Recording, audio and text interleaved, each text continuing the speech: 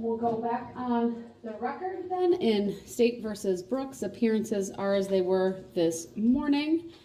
Do we have Ms. Gajewski available? She's right outside the door. All right, bring her in and we'll bring the jury in as soon as she's up here for her cross-exam. If I may really quick for the record, state that I do consent to that name, nor do I know any individual by that name. Your lack of consent is noted for the record. All right, Ms. Gajewski, if you would please make your way back to the witness stand. And as soon as you are there, I will have the jury brought out. All right, go ahead. Also, before the record, on the record, before the jury comes out, I would like to direct Your Honor to a case, United States versus Cotton, 535. Mr. Brooks, if you have a motion, you need to put it in writing, and then I will address it. I'm not going to deal with any oral motions right now. So if you're asking me to reconsider something, you need to follow the proper procedure. What is the proper procedure, Your Honor? I've told you repeatedly what a motion is, so, and if it's a reconsideration, 806.07 is the statute I would direct your attention to. It's not a reconsideration, it's just bringing up the subject matter jurisdiction again, which Sir, still I've already has dealt with this repeatedly, so any further times you want me to address it, you need to put it in writing for the court to consider a proper motion with the relief that you're requesting, the legal basis, and the facts upon which you are relying. I have that here, Your Honor. Not just simply a case, I want a motion. I've put in several motions that have yet to be Sir, answered. I've already addressed them. The jury's on its way out. I'm not going to delay the start of this cross-examination for this argument yet again. It's not I've an already argument. addressed it. The fact that it's the afternoon doesn't mean I need to address it again. Jury's coming out. It's going to continue to be brought up. It's going to continue to be brought up, Your Honor. It hasn't been proven that you have jurisdiction, that this court has jurisdiction. I think it's relevant. Subject matter jurisdiction can't be forfeited or waived. You know that.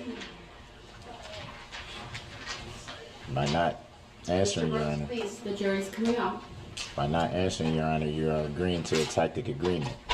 Is that a judicial determination that you don't have to answer?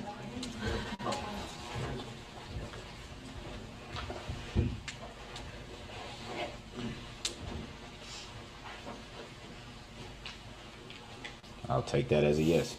Thank you, everyone. Please be seated.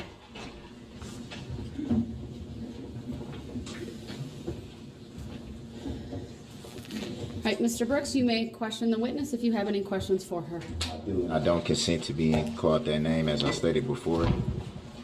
I will note that, like that The noted for the defendant can record. question the witness then. Is that noted for the record, Your Honor? Ask your questions, please. Is it noted for the record, Your Honor?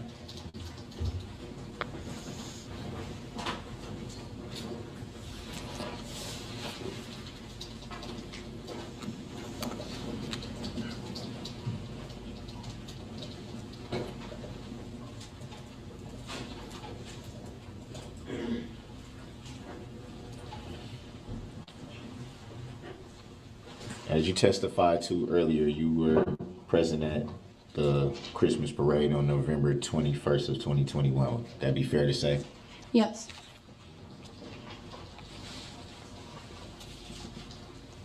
Do you remember about how long you intended to be at the parade? Just until we finished the route.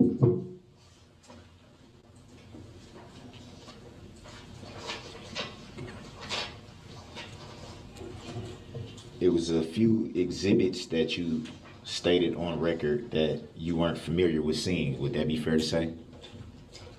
Once clarified, I did say that I remembered seeing them. So you saw those videos before today? Yes. About how many times do you recall seeing them before today? Just once. Do you recall who showed them to you?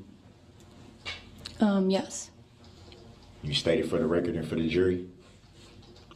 Can you repeat that? Can you state who showed you the videos for the record and for the jury? Yeah, the state. And who would you be referring to when you say the state? The three seated next to you. Are you referring to the opposite table next to me? Yes. Let the record reflect that. She identified the 3 prosecutors sitting at the prosecution table. No objection. The record will so reflect. Do you recall knowing if you would possibly be called to testify? Yes. Were you expecting to testify? Yes, I got a letter in the mail. Do you recall if that letter was a subpoena? Yes, it was a subpoena.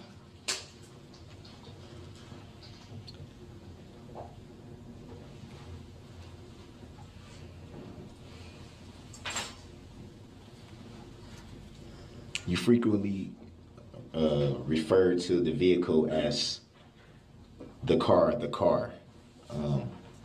Do you recall those statements? Yes. So, for clarification, what type of vehicle did you see that day? Was it a car? It was a Ford SUV. And how were you able to determine the make and model of the vehicle? Objection. The witness did not describe the model. Grounds?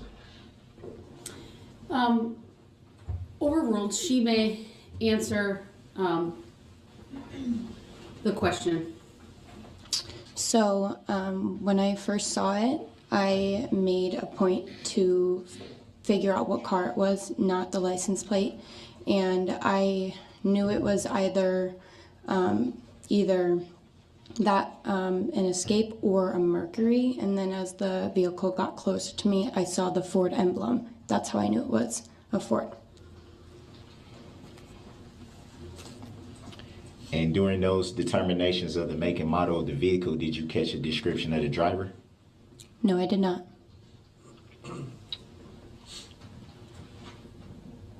Any reason why you would be more focused on the make and model of the vehicle instead of who was driving the vehicle?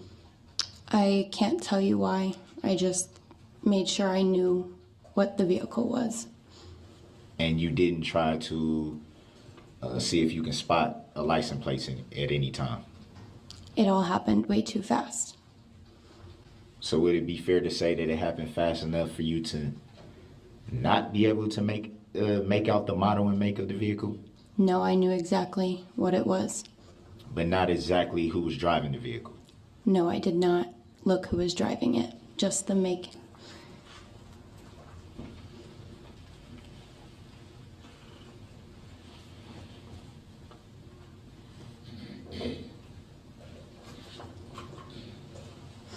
You stated that you observed some girls from your dance team in the hospital. Would that be fair to say? Yes. And you stated that a few of them were laying on the ground? Yes. Any idea why they would be laying on the ground in a hospital? Because there was so many people, there wasn't enough room. So people were standing, sitting, and laying on the ground because the rooms were overflowed. Were they being attended to at that time? Nope, because there was too many people. Did you recall feeling like maybe they should have been attended to, seeing as how they may have been seriously injured? The nurses were attending to who needed it immediately. The nurses were doing the best they could. So it would be fair to say that the girls that you observed on the ground weren't of immediate concern to the nurses at that time? At that time, they weren't.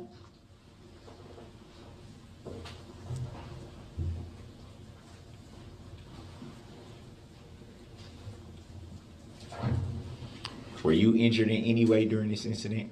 I was not.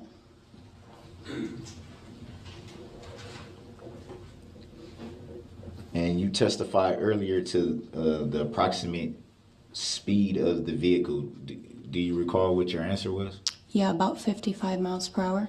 And how were you able to come to that determination? Because I've drove for a couple of years now, and that's just the number that came to my head. Because when I drive, I know what 55 feels like, and I know what 25 feels like, and that was just my best guess. So it would be fair to say that you were making an assumption. You didn't know for sure. Nope. Yeah, that was just my best guess.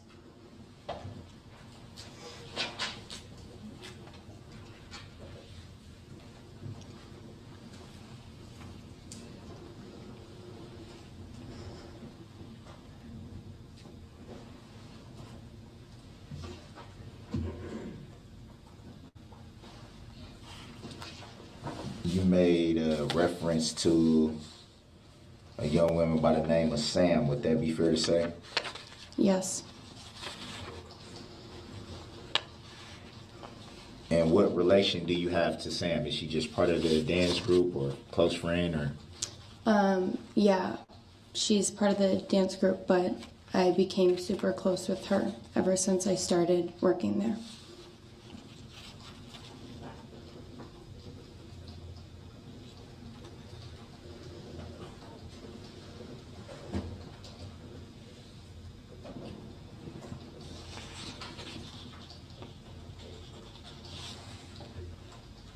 Do you recall seeing her struck by the vehicle? No.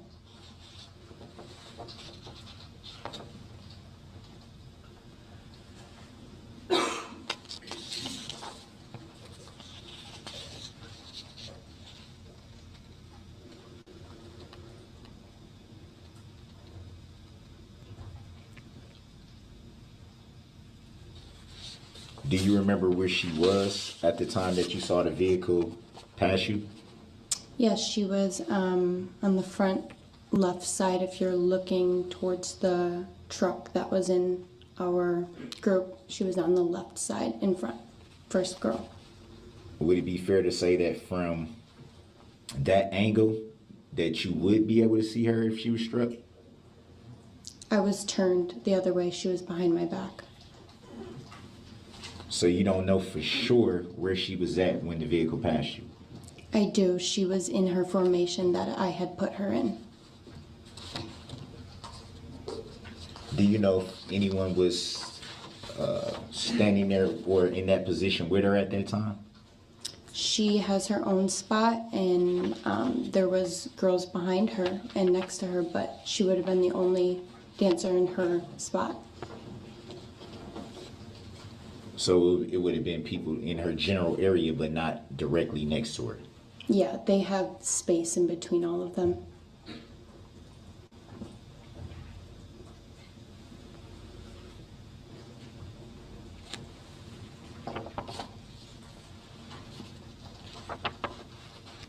Do you remember what you did immediately after the vehicle passed you?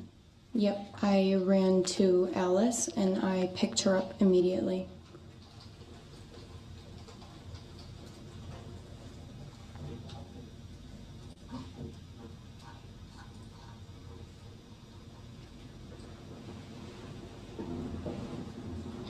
In regards to your dance team, did you observe anyone struck?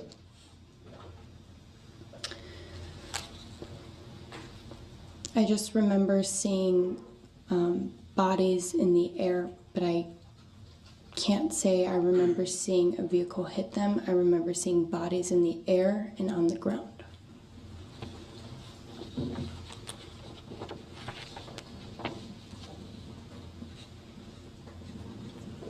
So at that point, it would be fair to say that you didn't know if the people that were on the ground or in the air or whatnot were in fact struck by a vehicle. Well, I did know it was the vehicle because I turned around and I saw the vehicle coming towards them. And then I think I blacked out until they actually were in the air and on the ground.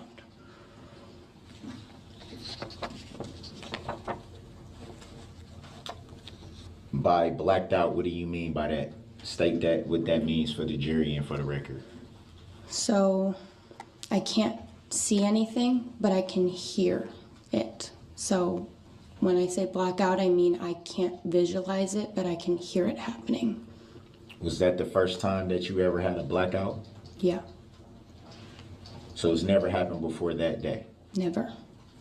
Any idea what caused it on that occasion? No. Stress. Shock.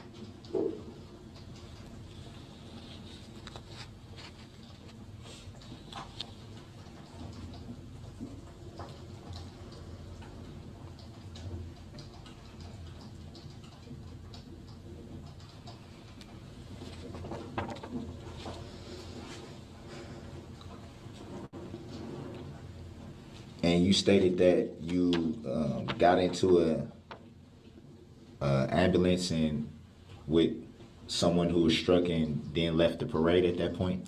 A squad car, yes. Oh, I'm sorry, a squad. You left at that point. Yeah.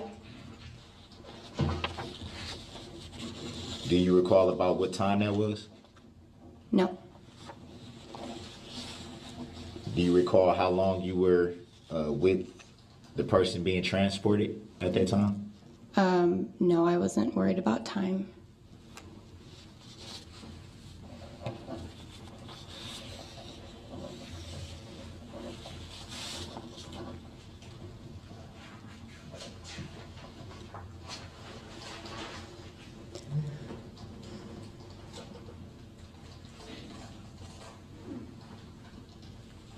Do you recall if anyone was walking directly next to you at the time of the incident? I was walking next to the girls on my team that got struck.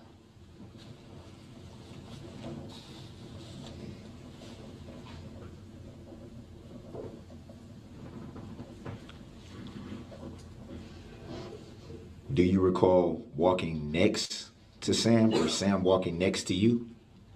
No, she was behind me.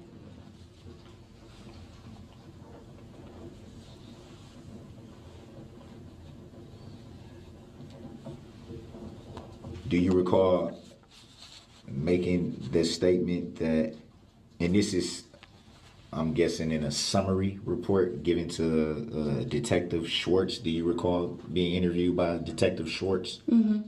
Yes.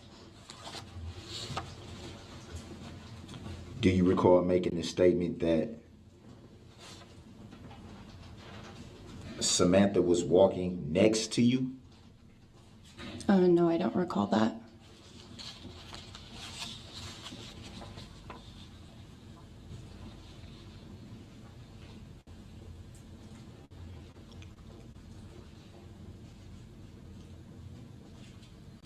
Do you recall making a statement that you did not have enough time to tell Sam to move?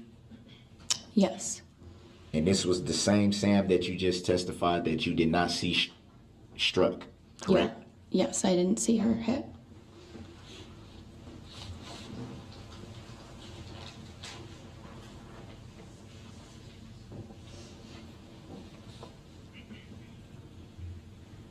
So it would be fair to say that you made the statement that you didn't have enough time to tell her to move, but didn't actually see what happened to her. Because she was on the same side as me, and that's why I was saying I didn't have enough time to tell her to move, but I wasn't next to her. Any idea what may have stopped you from being able to see what happened? Because I blacked out.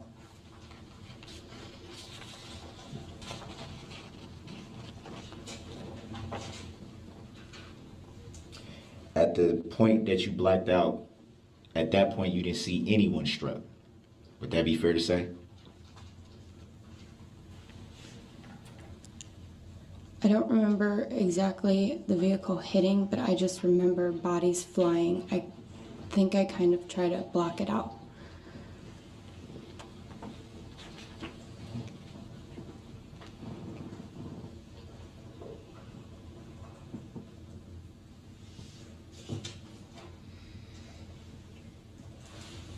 Do you recall making a statement that everything happened so fast, Yes.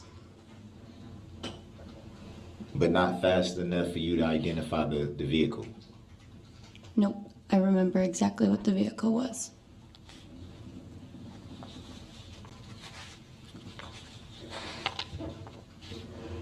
Do you recall if the vehicle had any damage at that point? I was only paying attention to what kind of make it was because I could see the body of it was an SUV, and like I said, I thought it was either the make, like the Mercury, or a Ford, and so I was just paying attention to the emblem when the grill got closer and I saw it was a Ford. I wasn't looking for any damage. About how close would you estimate the vehicle came to you? I don't know. Did it get close to you? I don't know. I blacked out.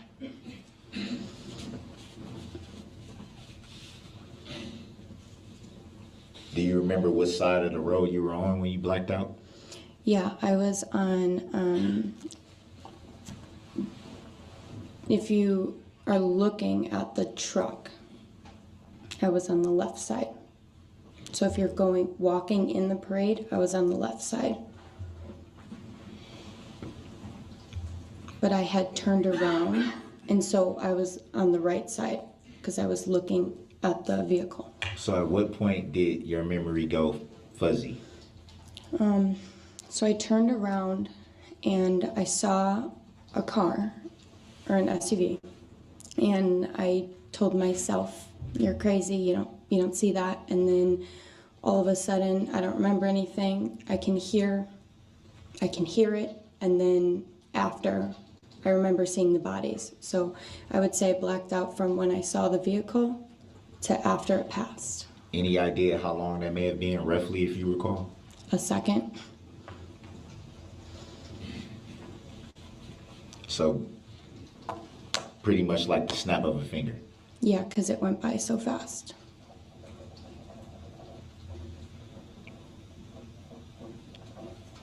And from your recollection, that was quick enough for you to miss anybody being struck.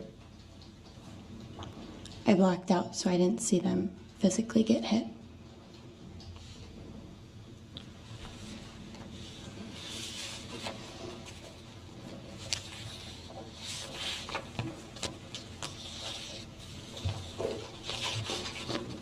Outside of Detective Schwartz, were you interviewed by any other law enforcement? No, I only gave that statement, and that was it. What about at the hospital? Were you interviewed at the hospital? No, I was not. Did you call yourself to make a report about what you saw that evening? No, I went and gave the statement right after I left the hospital, and that was it.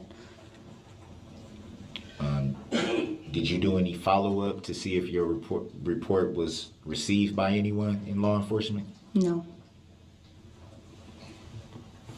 Did anybody from law enforcement contact you about the statement that you gave? No.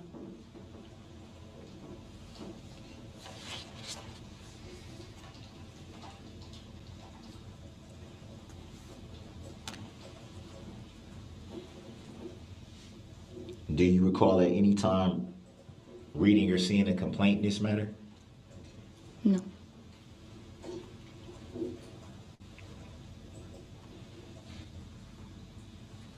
Do you recall at any time filing any claim in this matter? No. Are you saying with the police department? Yes, with the police. Yeah, no. I just gave a statement, and that was it.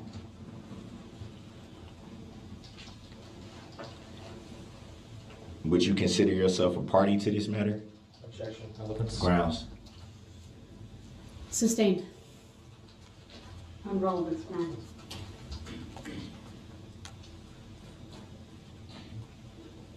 Do you recall if you were contacted by the plaintiff in this matter? Objection. Grounds. Relevance. Grounds. Overruled. She may answer. Can you say who the plaintiff is? I'm asking you, are you aware of the plaintiff? Were you contacted by the plaintiff at any time? I don't know what the plaintiff is.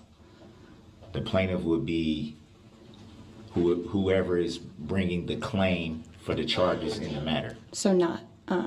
Then yeah. Objection. Yeah, what? You were contacted by the plaintiff? Objection. She answered yes. I'll answer grounds. An objection. Hold on. Objection. Move to strike. Grounds.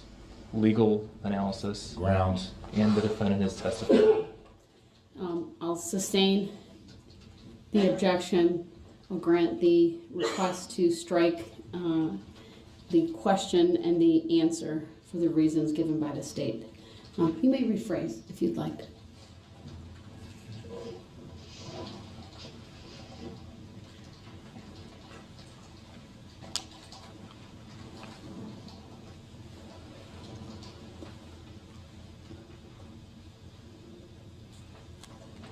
Who were you contacted about testifying?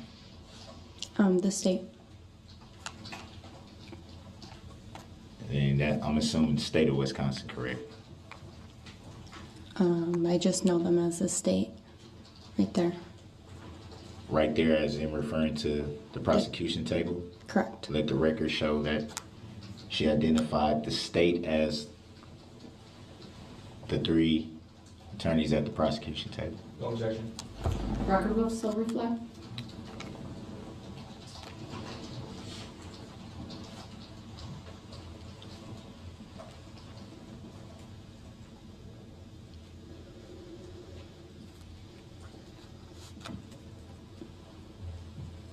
And do you recall having a conversation with the state?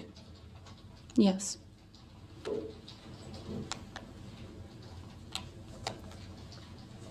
Would it be fair to say that you would identify the state as the plaintiff in this matter? Objection. Relevance. Grounds. Sustained.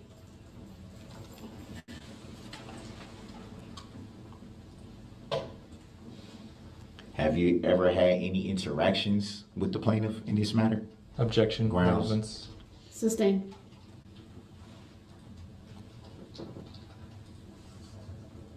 Do you see the plaintiff in the courtroom today? Same objection. Grounds. Sustained.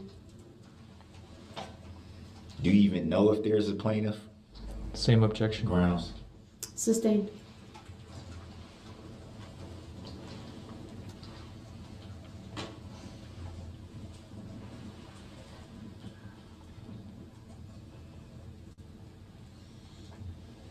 So as far as you know,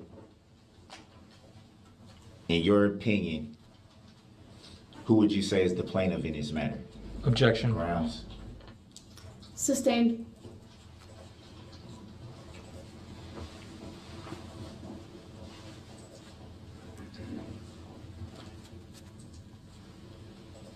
Were you present at the parade with any family that day? No.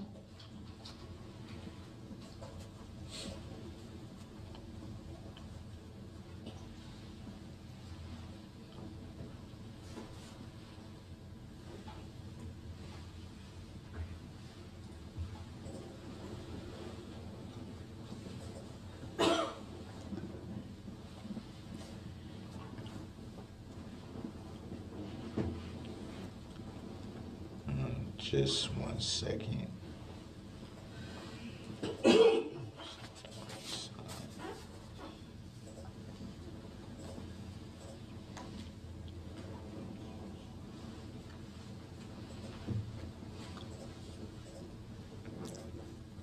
And when you visited the hospital, how did you learn of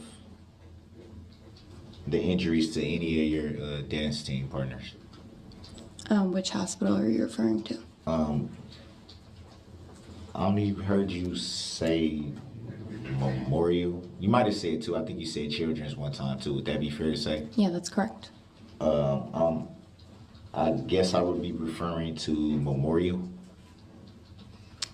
So the only injury, well, not even injury, I only knew Julia had something wrong with her brain at the time because they saw spinal fluid coming out of her nose. And were you told that directly from a doctor? I heard them freaking out and rushing her to a CT scan because I was right next to her, helping them as she seized and vomited. So you overheard from the nurses what the diagnosis was? Yes. What about for Sam? Are you referring to the night of?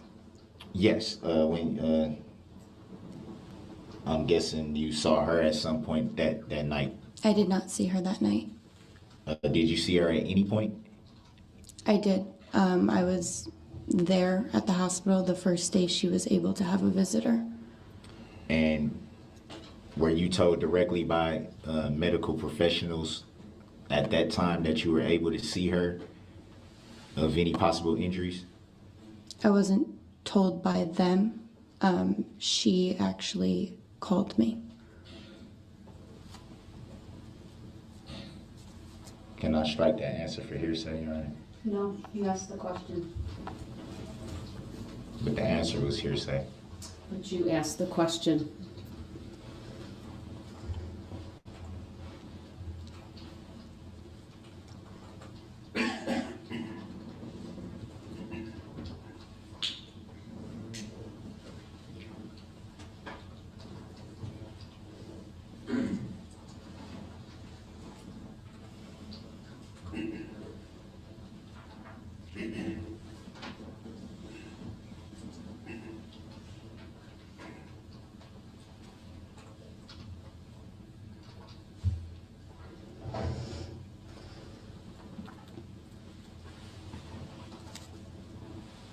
In the days after the incident, did you have quite a few interactions with the dance team? Yeah, we tried to keep ourselves busy and we did a lot of things together.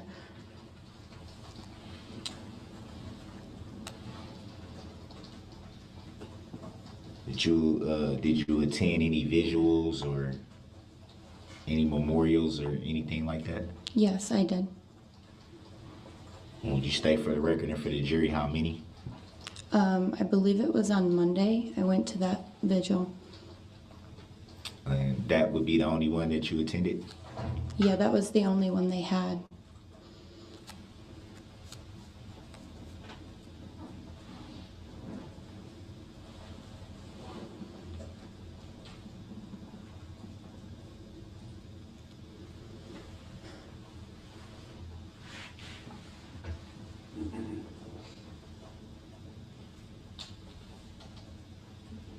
Were you aware of things set up financially for the victims? Can you repeat that? Were you aware of any for example, like GoFundMe's or donations or anything for the victims? Were you aware of anything like that going on in the days after the incident? Objection.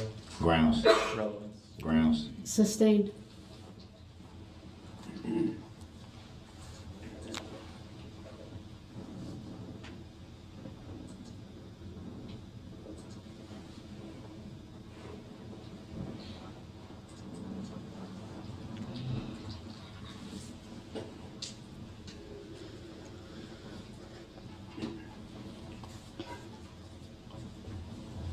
Did you yourself donate to any causes associated with the incident?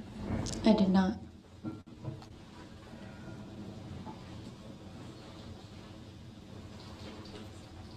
Are you still currently a member of the dance team? Can you tell me which one you're referring to? What is it, stream dance team? Yeah, I am not. I do not work there anymore.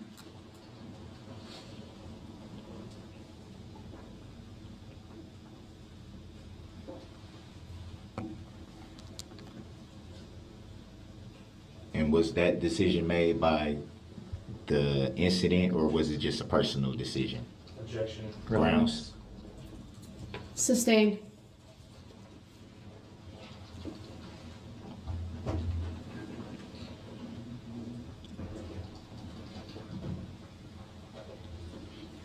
You testified earlier to having the blackout and that being the first time that happened. Would that be fair to say? Yes. Have you had any blackouts anytime since that day? No.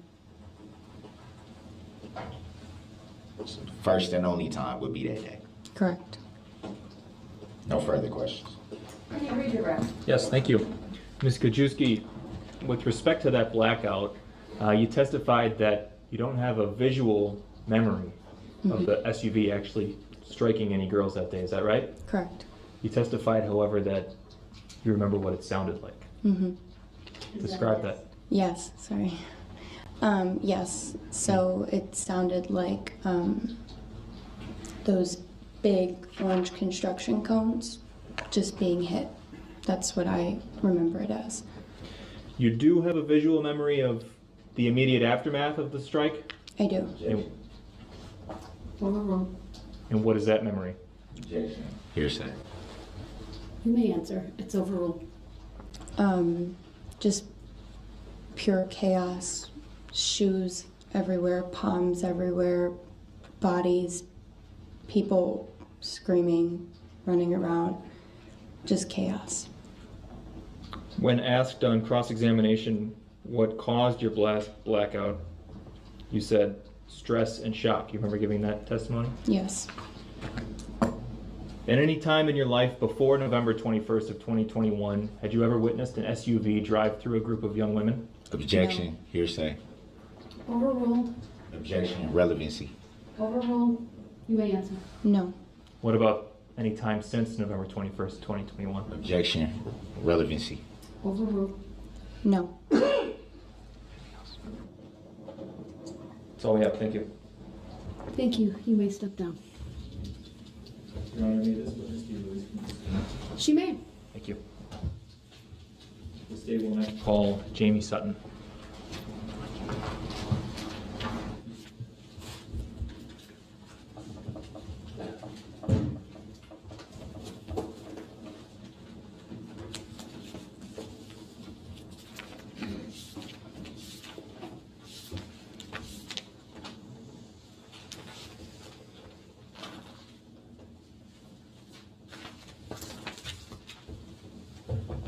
All right, good afternoon. Ms. Sutton, if you would please make your way to the witness stand, which is to my right up one riser. When you get there, please remain standing. Raise your right hand, and my clerk Teresa, who's on my left, will swear you in.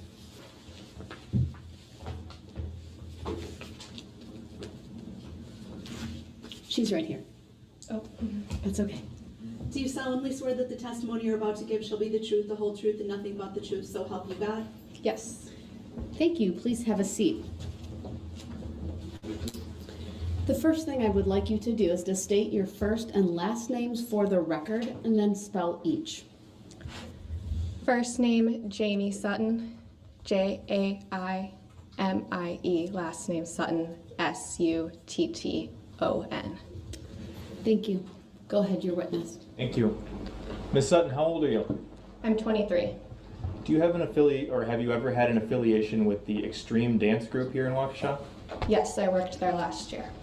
How long did you work for Extreme? From May of 2021 to April of 2022.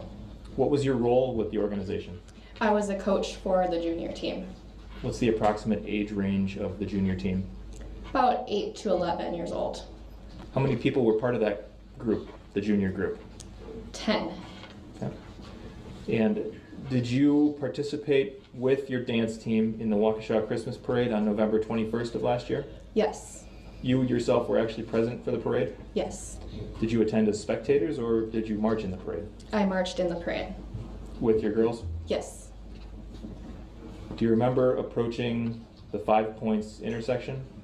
Yes. Do you remember what happened at that intersection? A car drove along my left side. I'm going to ask to put up for the jury exhibit number 15, which has previously been received and published. Go ahead.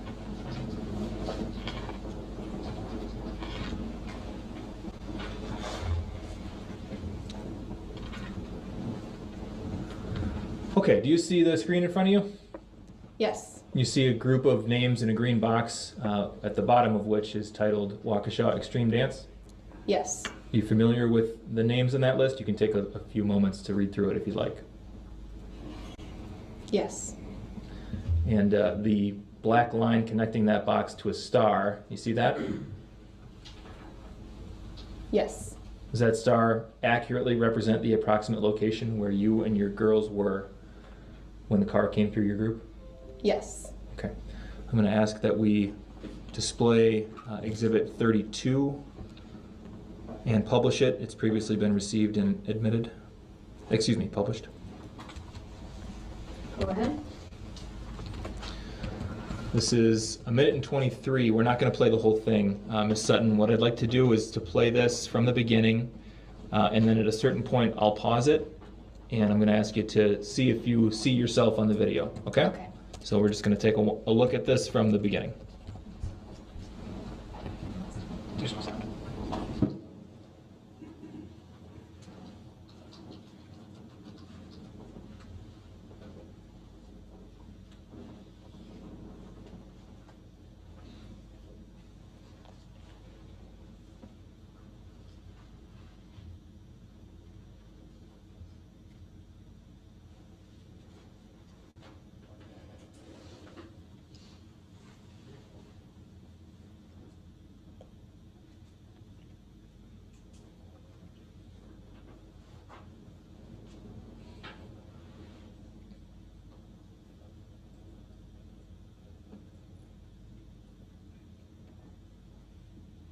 Pause, please. We've paused at the 43-second mark. Do you see yourself on the screen? Yes. So that's a touch screen in front of you. Can you use your finger and circle yourself for us? Okay, so what's on your head? I have a gray hat on. Gotcha. Okay, we can clear that, please. We'll continue watching from that point.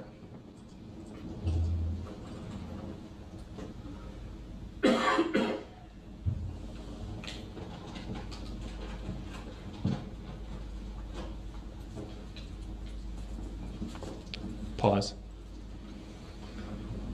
We've paused at the 57-second mark. Based on the video that we've seen so far in this exhibit, did it appear to you as though the girls were maintaining their position in the group? Yes. Okay. Can we display for the witness exhibit number 33 and publish this as well, please? It's previously been admitted and published. Go ahead. I would like you, Ms. Sutton, to please take a few minutes or moments and look at this exhibit, read all the names, let me know when you're done.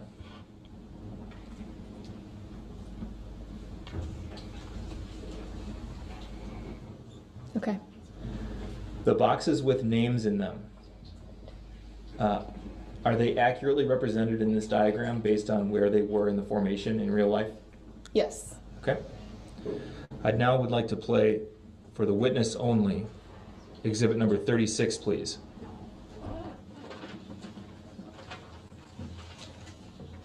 Go ahead.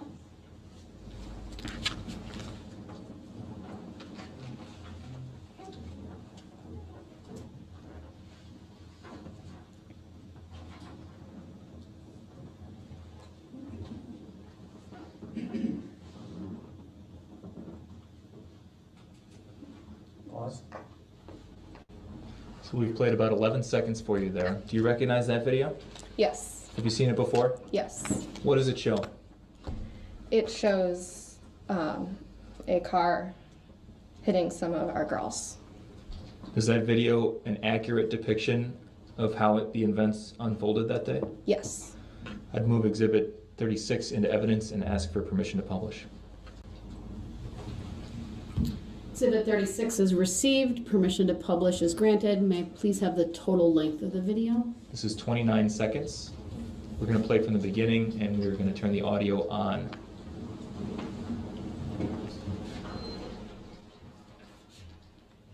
Your Honor, is the video playing at the right speed? My understanding is it will be. We'll double check for Mr. Brooks. Can we make sure that we've got it at 100%? Yep. It just wasn't. It had to be turned up. So that means when it was just showed, it wasn't playing at the right speed. I think I can just very simply clarify. To adjust the speed, you have to change it to see what it's set at. So it was at 100%, and it is now back at 100%. Thank you. I object to that for the record. Clearly wasn't at the right speed. The record reflects the statement made by Attorney Wichow regarding the speed, and the court accepts that. Go ahead. And objection.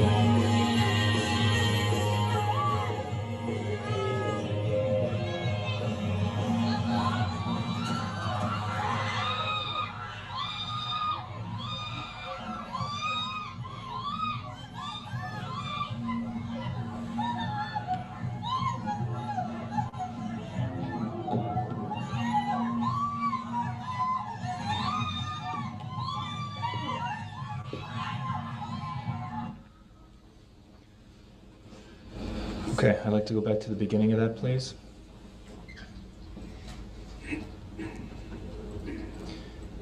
We're going to pause, please. We're going to slow that down, Miss Sutton. And I'd like you, at a certain point, we're going to pause. And if possible, if you can, I'd like you to identify some people in the frame for us, okay? Yes. All right, so we're going to play from the beginning at, can we reduce it, please, to 40%? And turn the sound off. Okay, we'll play from the beginning.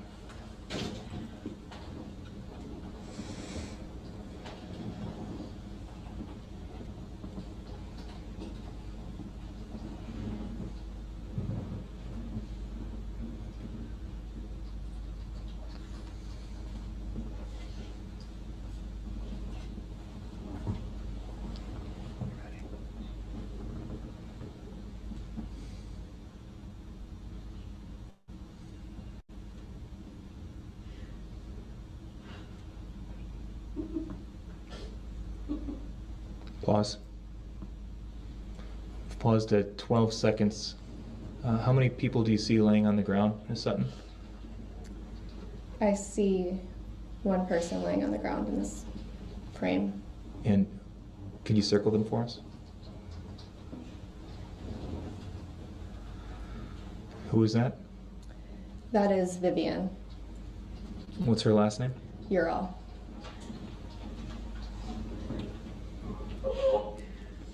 I'd ask to preserve the annotation, mark it as Exhibit 36A, and enter it into the evidence, please.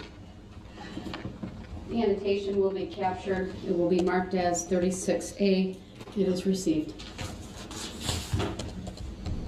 Could we please remove the annotation?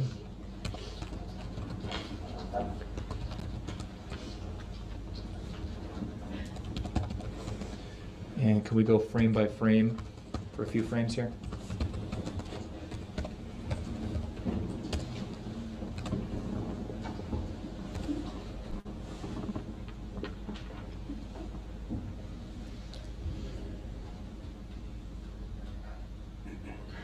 Pause. So we've stopped at 12-second timestamp. At the moment that the SUV first made contact with your group, where were you in relation to the rest of the group?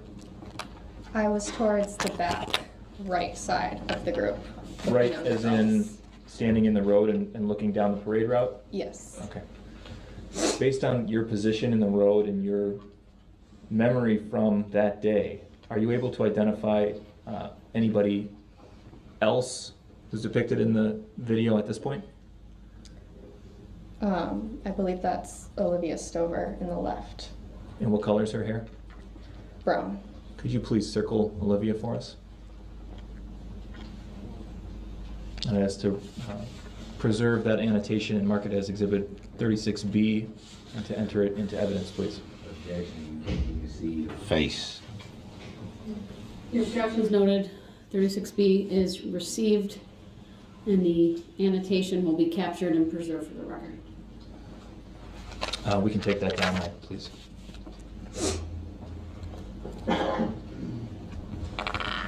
Ms. Sutton, can you walk us through your memory of what happened as the SUV began to go through your group? Yes, I was in the back right with some of our younger teams and was helping them get in their formation. And I heard some yelling behind me, some screaming, and I looked over my left shoulder. And just as I looked over my left shoulder, there was a red car that drove through. By the time I looked, it was already hitting our girls. And what happened next? Girls that were not injured started to run over to the sidewalk. So I started to gather them all in one area. What happened next? I tried to reunite those that I could with their parents. Those that I couldn't, I took with me, and I heard there was an active shooter. So we went into Chef Pam's kitchen and hid out there until we were told it was all clear to go to our cars. Chef Pam's Kitchen is a business, a storefront on Main Street? Yes. Okay. What happened next? After that, I went to my car, went to the hospital, and did my police statements. In the immediate aftermath after the SUV came through your group, did you at any point see a person named Charlotte Urell? Not that day. Okay. You know who Charlotte Urell is? Yes. Can you explain for us her relationship to the extreme dance group? Overrule. You may answer. She is the older sister of 2 of the Waukesha extreme dancers. Was she with your group in the parade? Yes, she was handing out candy. Okay. And you said you didn't see Charlotte that day. When did you next see her? Well, I saw her that day before the parade started, but I didn't see her in the aftermath. Okay. When did you see her? After the SUV went through the group, when's the next time you saw Charlotte Urell? Weeks later at the dance studio. Okay. And did you make any observations of Charlotte at that time? She was on crutches. Do you know why she was on crutches? Overrule. She was hit by the car that drove through. During the parade? Yes. The red SUV we saw in the videos you watched? Yes. Okay. What about Grayson Urell? Do you know who that is? Yes. Who's that? He is the younger brother of 2 of the Waukesha extreme dancers. Did you see Grayson Urell marching with your group during the Christmas parade? Yes. Before the SUV came through the group? Yes. Did you see Grayson Urell at any point after the SUV came through? Not that day. When is the next time after the SUV came through your group that you saw Grayson?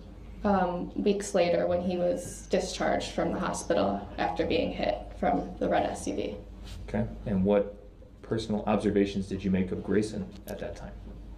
He had a large cast on his arm. I believe he might have been in a wheelchair or crutches. Can you describe for us the uniform that your girls were wearing that day? They were wearing black leggings, black Waukesha extreme jackets, white Santa hats with light-up headbands attached to them, white light-up gloves, and white pom-poms. Could we please display for the witness only exhibit number 102, 102. Ms. Sutton, just let me know when you see the screen, okay? Okay. What are we looking at here? This is a red SUV that is smashed up. And there's a white light-up headband on what used to be the side mirror. Do you recognize that white light-up headband? Yes. What is it? Objection, hearsay. Overrule. You may answer. That is one of the headbands that was over our girls' white Santa hats. So I need to get the rest of the film.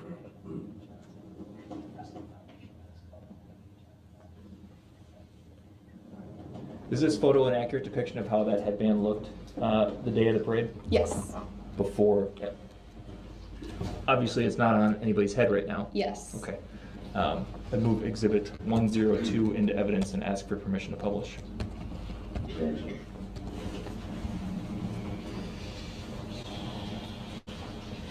The court's going to withhold receiving exhibit 102 until further foundation can be laid. So permission to publish is denied at this point. That's all I have. Thank you. All right. Any questions for this witness? Yeah. Do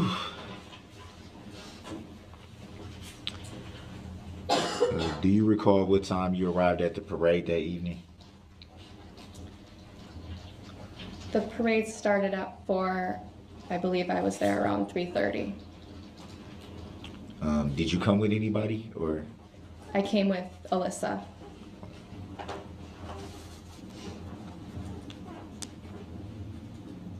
Would it be fair to say that you guys are pretty close? Yes.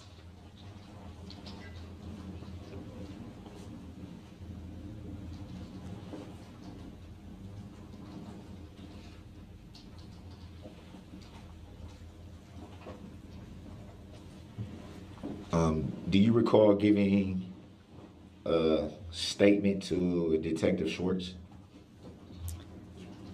I gave a statement to a deputy. I don't know their name. Do you recall at what time that was, roughly after the incident? It was around 6:30 that night.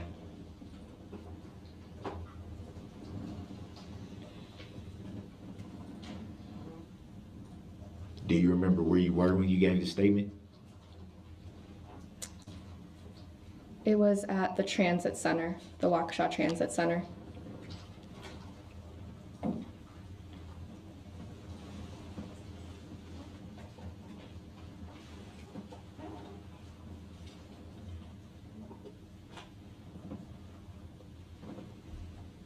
And when did you first notice a vehicle approaching? I heard screaming and yelling behind me, and that was when I looked over my left shoulder.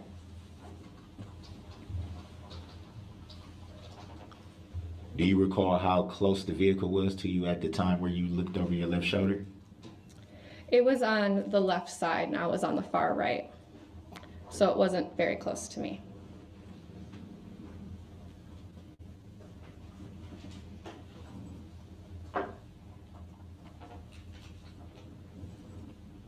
Were you able to identify any driver of the vehicle?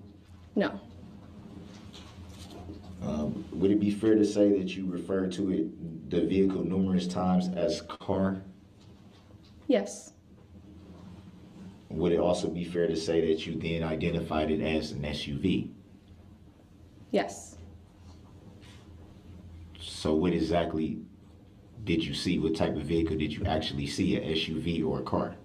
It was an SUV. Any reason why you would refer to it as car? I refer to all cars as just cars, no matter what they are. If it's a truck, it's still a car. Would it be fair to say that certain vehicles look different than others? Absolutely.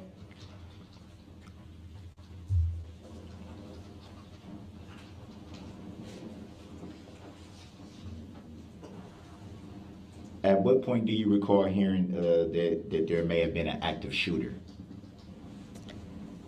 Could you repeat that question? At what point do you recall hearing that there may be an active shooter? When I was gathering the girls who hadn't been hit, a man came up to me and said that there was an active shooter amongst all of that. Do you recall if that was somebody marching in a parade or a spectator, or I'm not sure. were they any law enforcement? No. Did you hear any shots? No. And where did you go from there after you were informed that there may be an active shooter? I went into Chef Pam's kitchen. Did you go in there alone, or?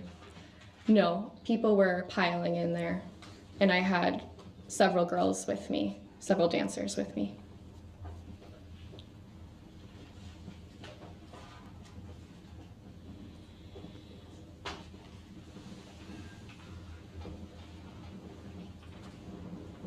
You were shown a few videos. Do you recall seeing those before today? Yes. How many times have you seen them before today? At least 10 times. So pretty frequently you've seen them. Yes.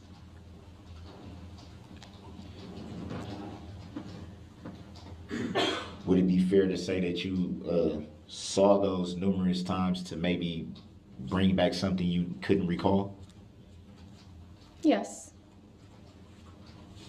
Can you state for the record and for the jury who showed you these videos multiple times? They were sent to me. So that would be, were they sent via email or Over text message. text messages? Yeah. And can you state for the record and for the jury who the text messages were sent from? Alyssa. So they weren't sent by any law enforcement or? No.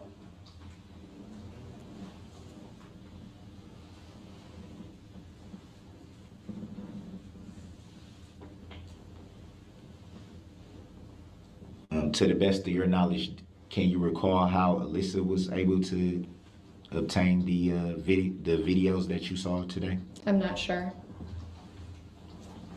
So she never mentioned that to you in any way at any time? No.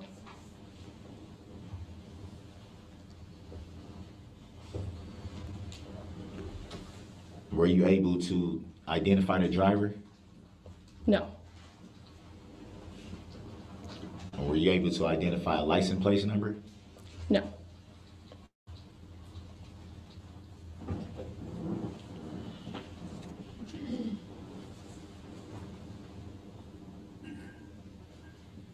Were you injured during the incident in any way? No.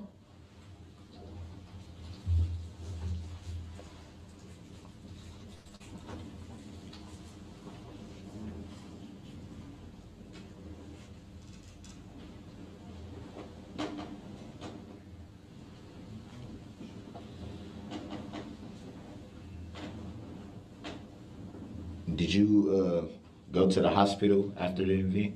Yes. Were you transported there or did you drive there yourself or? My fiance drove me there. Do you recall how long you stayed at the hospital? Not long. I was told just to go give a police statement. So it would be fair to say that you went to the hospital strictly for the police statement I went purposes? to the hospital to see if the girls that I had unaccounted for were at the hospital. And were you able to gain the information that you were seeking? Yes.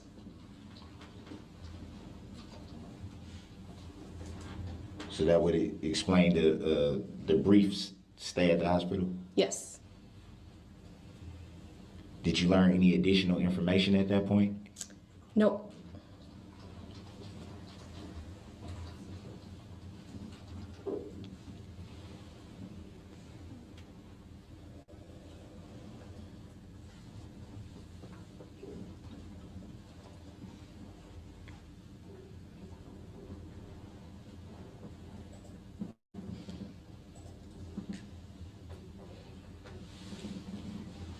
Do you recall in the statement that you gave to Detective Schwartz that you observed people running towards the sidewalk? Yes. Did you see anyone on the sidewalk struck by the vehicle? No.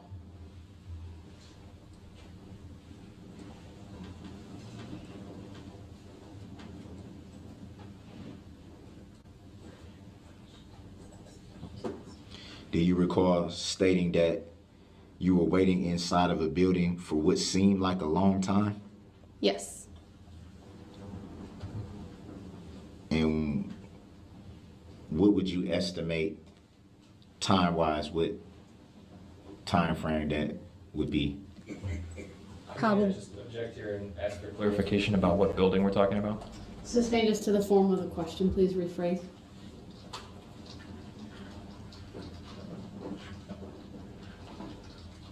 Well, from the report, it just says they needed to seek shelter inside of a building, so it doesn't say the name of the building in the report. I guess that's why I didn't refer to a specific name of the building. Just ask your question, Mr. Brooks. Please rephrase. How long would you estimate you seeked shelter? Probably around an hour. And did you immediately leave from that point? I made sure all of my girls were reunited with their parents and family members. And once they were all reunited, then I left.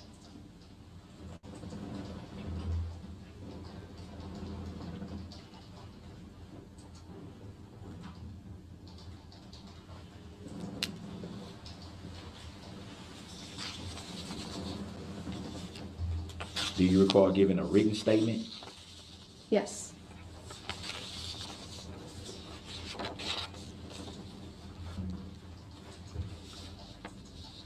Do you recall who you gave the written statement to? No. Do you recall in your written statement saying that it seemed as if something was wrong with the vehicle? Yes. And what would you, from your recollection, what would you say was wrong with the vehicle?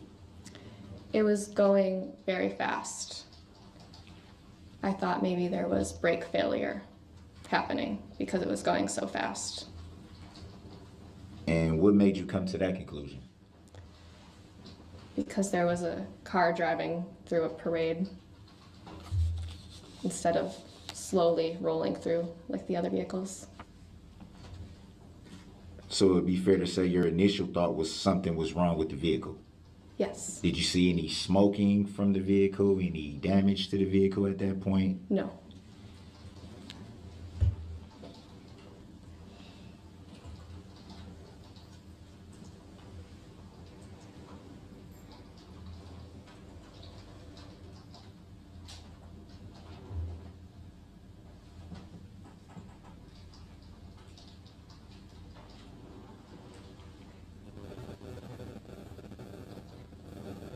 Did you observe where the vehicle went after it passed you? No. Did you see anyone struck after the vehicle passed you? Yes. But to the best of your recollection, you don't recall what the vehicle did after it passed you? Correct.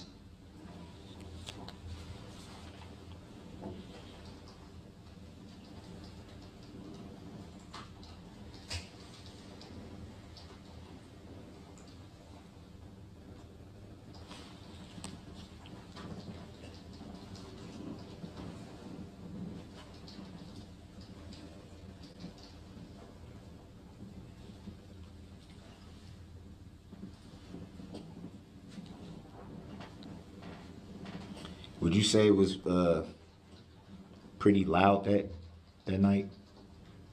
Yes. Pretty windy, cold? Yes.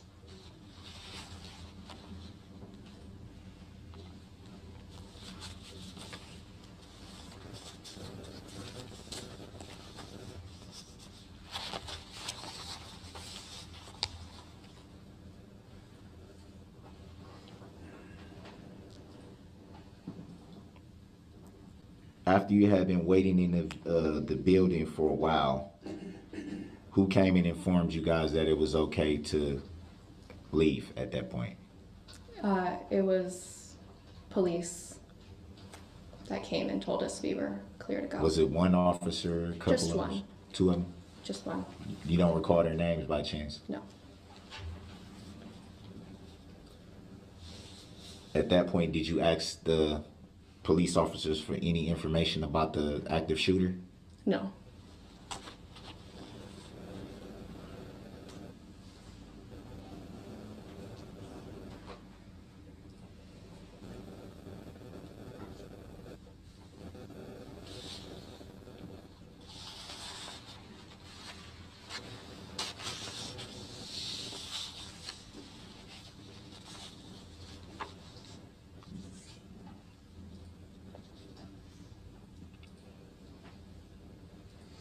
About what time would you estimate that you left the parade? After I got the all clear, Do you recall what time that was? I do not recall.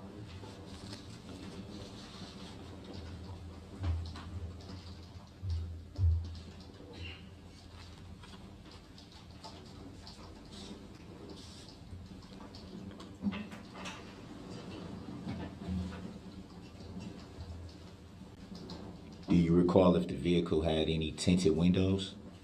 I do not recall.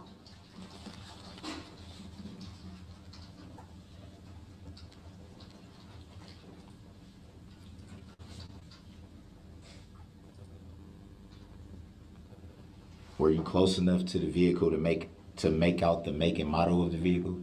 No.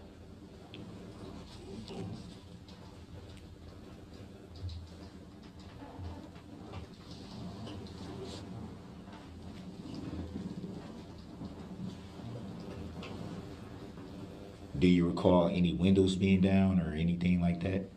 No. Do you recall anything being tossed from the vehicle, falling out of the vehicle? No. So it's just pretty much just moving straight. Yes.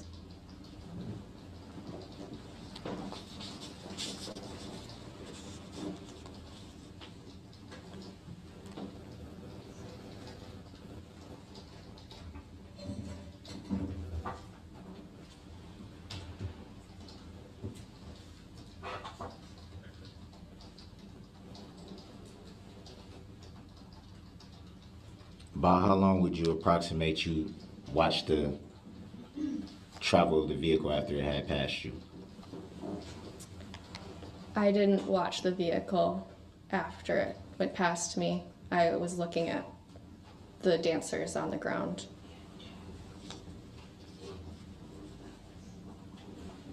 So it would be fair to say that once the vehicle passed you,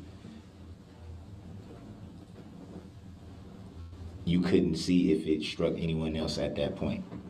Correct. No further questions. Any redirect? No, Your Honor, thank you.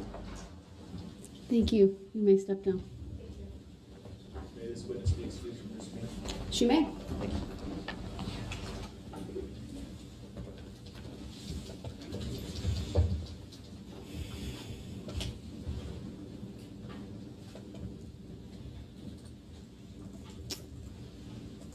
Please call your next witness.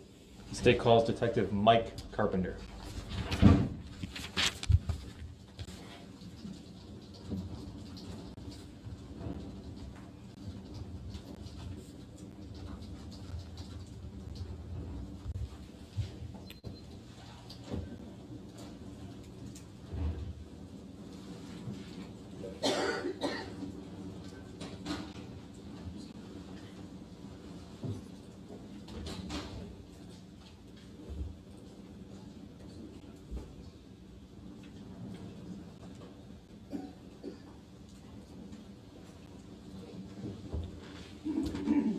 Good afternoon, Detective. If you would please make your way to the witness stand, which is to my right.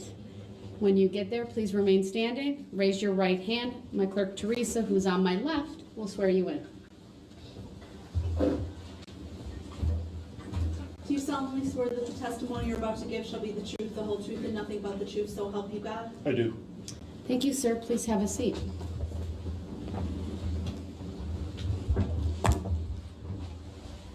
First thing I will have you do is to state your first and last names for the record and spell each. Michael Carpenter, first name spelled Michael, last name spelled Carpenter. Thank you. Go ahead. Thank you. Detective, what do you do for a living? I'm a detective with the City of Waukesha Police Department. How long have you been a detective? I've been a detective for approximately 12 years, How long total in service with the Waukesha Police Department? approximately 20 years. Is that your first job, Waukesha Police Department? I worked a brief stint for about 6 months each at the Town of Brookfield Police Department part-time and the Town of Merton Lake Patrol part-time before moving on to the City of Waukesha. What is your current assignment as a detective? I'm in the computer forensics unit.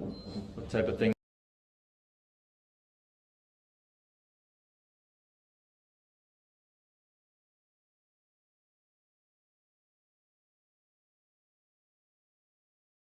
Do you do in that unit?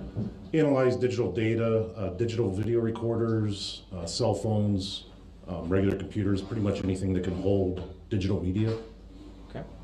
Did you conduct a speed analysis in this case? Yes, I did. Can you walk us through when you set out to conduct a speed analysis? First of all, what is it? And how do you go about conducting that analysis? Basically, throughout reviewing video for this incident, we wanted to determine if there was a way to get an accurate speed from the red SUV. I've been through some training, certified as an input ACE examiner. That's a software we use. And we determined that there were cameras that existed along the parade route on West Main Street that may have held useful information. Specifically, we were looking for surveillance video that was still in its native proprietary format that would still hold that metadata that would let us conduct a speed analysis. I did locate Bosco Social Club, which is a bar located at 260 West Main Street in the city of Waukesha, that had a proprietary format that I believe that let us do that analysis. How many cameras were affixed to the Bosco's storefront? There were two, one on the southwest side of the building and one on the southeast, at least that we used. I believe they also have video inside and towards the rear of the establishment, but we were concerned with the cameras facing West Main Street. So once you get the surveillance video, what do you do with it? I viewed the video to determine if it would be suitable. The video was, in my opinion, pretty high quality. I could see the vehicle clearly traveling westbound on West Main Street, so we believe that we'd be able to explore that further and try to conduct the analysis from that. So what did you do? The next step was we had to determine what an accurate frame rate was for the camera. Most surveillance systems have what's called a variable frame rate. In defining a frame, basically a video is a series of still images or frames put together to show motion. However, that can vary from frame to frame. That timing may not be exactly the same. We went down to Bosco's and placed a device in front of each camera called a VFR light board that's supplied and calibrated by the company Input Ace. We placed it in front of each camera, and that board's got a series of flashing lights that have timing in them. Recorded a video of that board from each camera, and then returned to my forensic lab and placed that into the Input Ace software, and we were able to calculate the timing more accurately between each frame, so we had a more scientific approach to it. And what did you do with that information? Once I had that information, let me back up. Prior to having that information, I had also asked Specialist Plata of our Criminal Evidence Forensics Unit, our traditional forensics, to respond to the area of Bosco's and use the department's, it's called FARO, F-A-R-O, their 3D laser crime scene mapping device.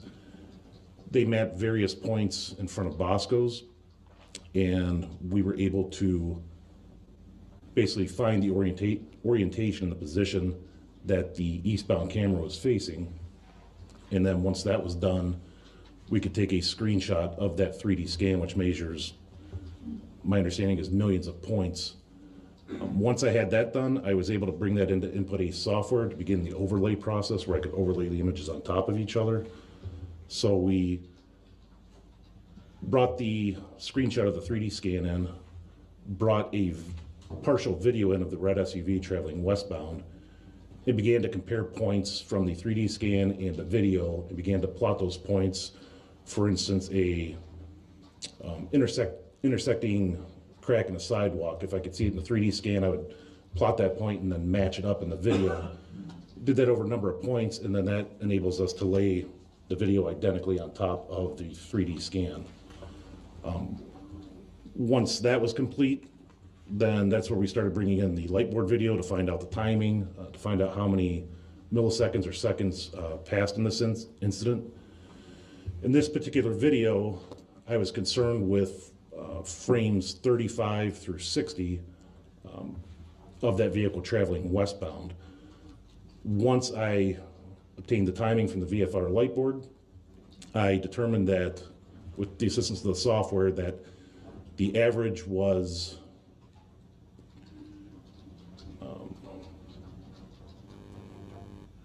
0.834 seconds had passed in those 25 frames that vehicle, or I'm sorry, 26 frames that vehicle continued westbound. What that does, it then gives me a low end and a high end that I can use for a margin of error. So it said the longest time it would take for the vehicle to travel westbound through those 26 frames would be 0.838 seconds, and the quickest time that it could pass through those 26 frames would be 0.830 seconds. Okay. Once I had that information, I was able to completely overlay the video onto the 3D scan, and I could start at frame 35, and it enables me to overlay it within the 3D scanning software, and I was able to drop a small point. The clearest point of reference in this view, as there were people around it and other things in the area, I was able to pick the front passenger's wheel and drop a point directly in the center of that wheel, advance frame by frame until I was at frame 60, drop another point, and then I can use a slider to go back and forth to either have the vehicle present or just the 3D scanning. Once I had just the 3D scanning, then I could take and measure the distance from that first point in frame 35 to the last point in frame 60. And then I was able to calculate that, I was able to input that in with the different measurements of, 0.838 seconds and the 0.830. When I did that within the software, it told me that the distance was 12.7477 meters. When I converted that to feet, I believe it was 41.8231 feet. That allowed me to compare that with the fastest that the vehicle could travel and the slowest that the vehicle could travel. And with the margin of error, convert that to feet per second and then miles per hour, which came up with a measurement for those 26 frames of 33.7 to 34.6 miles per hour in those particular frames. Can we project for the witness and for the jury exhibit number 15, which has previously been received and published? Go ahead.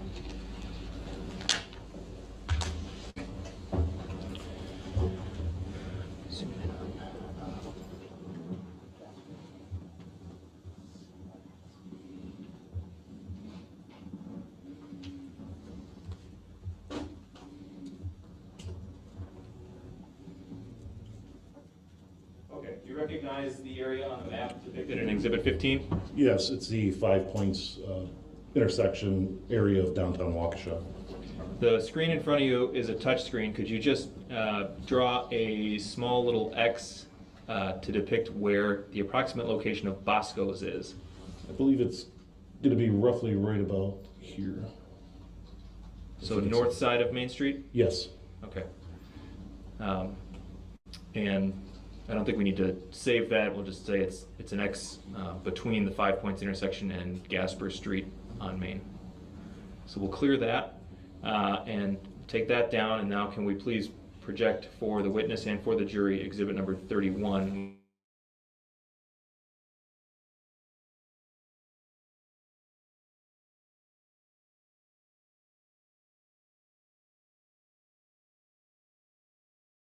Which I think that's also been received and published.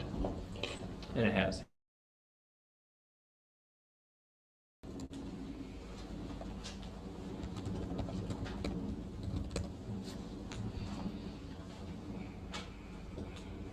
Okay, you see the screen in front of you?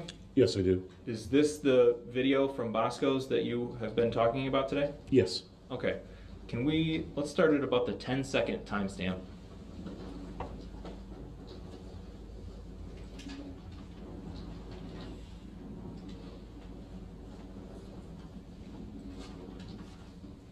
Now you were talking about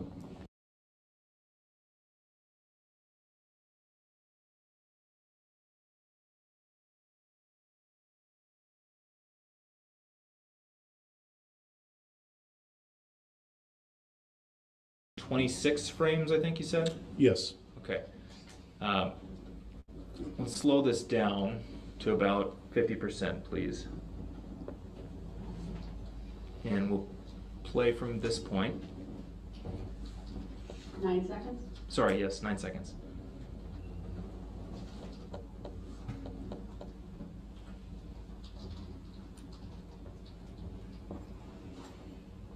Pause. We have paused at 16 seconds.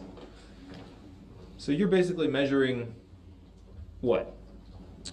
Walk us through the screen here? What are you measuring? So as soon as the red SUV came into view of the video traveling westbound, once I had a frame where there was no obstruction, I could see the full passenger side tire. That's where I dropped my first point, and then I let the SUV continue westbound until I found another spot where there was no obstruction. Now, when I overlaid it between the 3D software and the video I have here, during this video, there's no foliage on the branches. During the 3D scan, there is foliage, so that blocked a little bit, so I had to stop a little earlier than what I wanted. But I was just basically measuring how far that SUV or that wheel traveled during those frames in that amount of time. Okay, so you're measuring distance and time, Yes, and from that you're calculating speed. yes, And you've already talked about the different variables that you took into consideration, right? yes. And that resulted in, what's your ultimate conclusion? 33.7 to 34.6 miles per hour. And the 26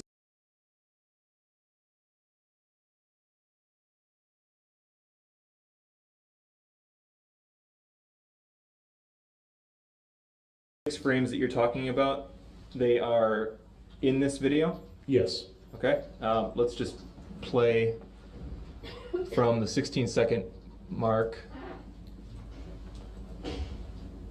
Pause. And we stopped at the 17-second mark. So the 26 frames are entirely within that 9 second to 17 seconds. Yes. Okay. That's all I have. Thank you. Thank you. Go ahead, Cross. Very, very briefly.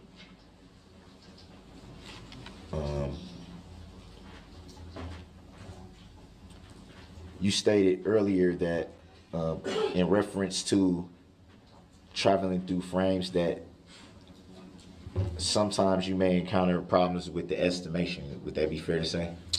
No, I don't believe that was my testimony. You testified to at one point or another that sometimes exact timing of speed could be a little inaccurate. No, I don't believe that properly characterizes. What were you referring to at that? I was referring to that digital video recording systems, surveillance systems, they use something that's called variable frame rate. I can't say that every single one does, but almost all of them do. That from frame to frame, it could change by a millisecond, hundreds of milliseconds. To do this the most accurate and scientific way possible, that's why we conducted it the way we did with the variable frame rate board. So there can be sometimes miscalculations. Is that fair to say? I don't believe so in the way we performed it, no. Well, I was referring to the process in general, which you just stated that sometimes by milliseconds, hundreds of milliseconds, a millisecond, that sometimes there can be miscalculation. I'm not sure I'm completely understanding the question. Are you asking in this specific example or just in general? The process in general. Somebody conducting an analysis a completely different way, it's possible, but in this analysis from my training experience is the most scientifically possible way we can do it. And before this occasion, had you used the same method that you used for this occasion? Yes. How many times? I had not used it in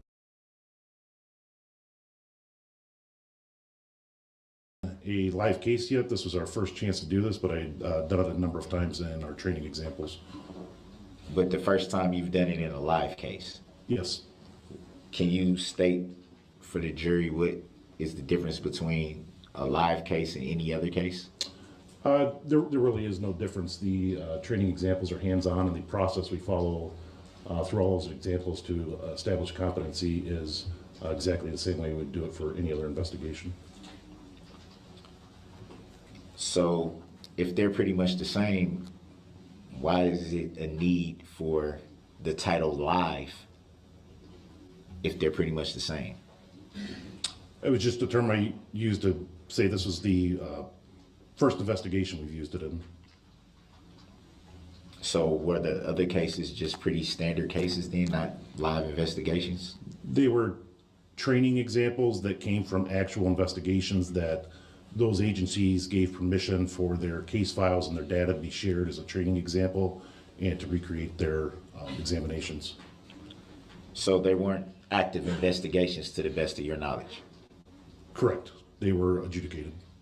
So this time that you used this technology was the first time to your knowledge that it was during a live investigation.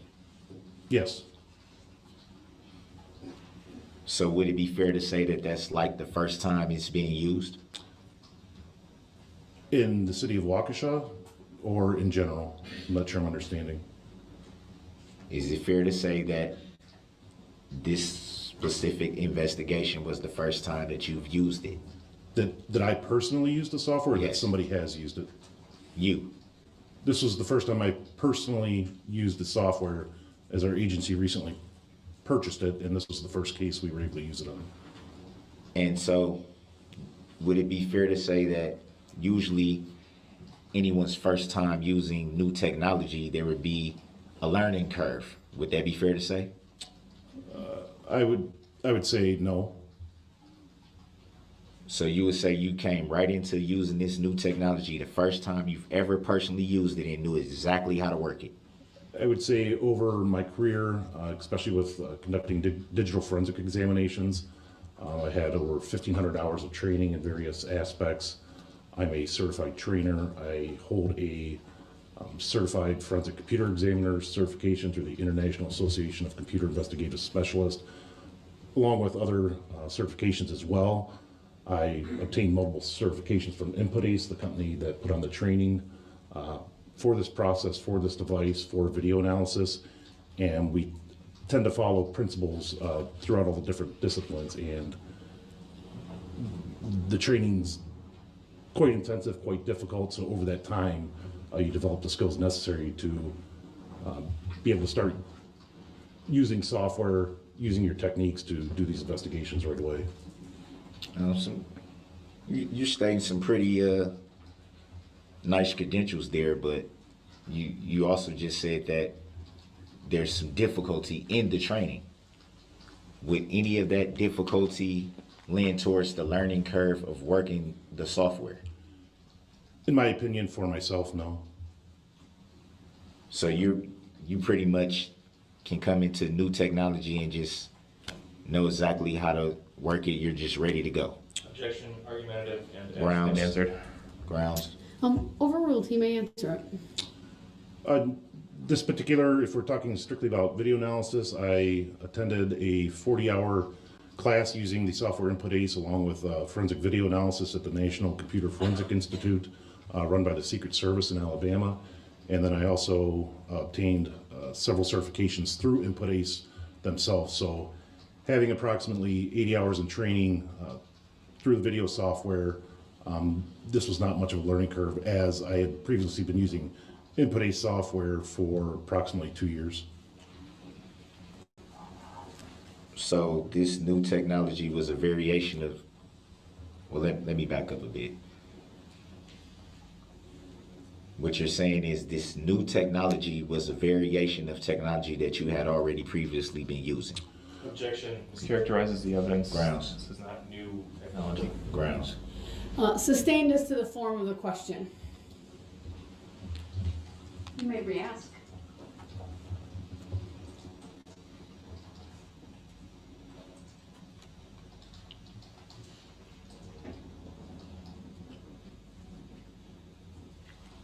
Before using this technology in this live investigation, as you coined it,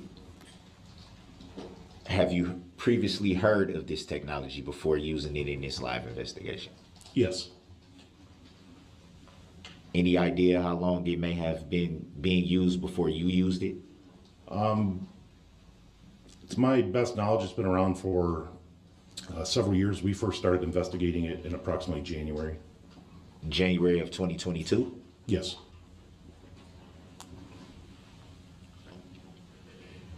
You are aware that this live investigation would have been a live investigation in November of 2021. Would that be fair to say? Yes. So it will also be fair to say that if your department didn't start using this technology until January of 2022, how were you able to use it in November of 2021? This was not conducted in November of 2021. Once we learned about methods when we were trying to locate a more scientific way to do a speed analysis, I discovered this method, the training that the company put on. We had to obtain budgetary funds. It was approximately $4,000. Then we had to schedule the training. The training was supposed to be earlier in the spring, and a couple of the instructors came down with COVID, so the classes got pushed back to summer. They had provided me with all the online training videos so that I could go through, watch those, start prepping myself as much as I could, and then this summer we actually had the class with the hands-on examples, and that's when they provided the certification, and after that is when we actually went out and were able to do the speed analysis based on the videos that we had from November 21st. So the bulk of your learning to work this technology was done via video. Video and live instruction. And that live instruction was in the summer, as you stated, correct? Some of it was, they don't do it all in one segment, so it was completed with an instructor between, I believe, May and the beginning of August. So when did you, around what time did you do this analysis? I believe I performed the actual analysis somewhere around the middle of August. I can't remember the exact date. So pretty recent. Yes. Any idea why so long, considering that this matter has been going on for roughly a year? Objection asked and answered. Grounds. In the last 3 to 5 minutes. Grounds. Overruled. You may answer. We just wanted to make sure that we had all the proper equipment, the proper training, all the proper documentation, certifications for myself and the device before we went out and did the actual analysis. So your department thought it would be best to hold off on the analysis until you got everything in order? Yes, until we had the certifications to make sure they were valid.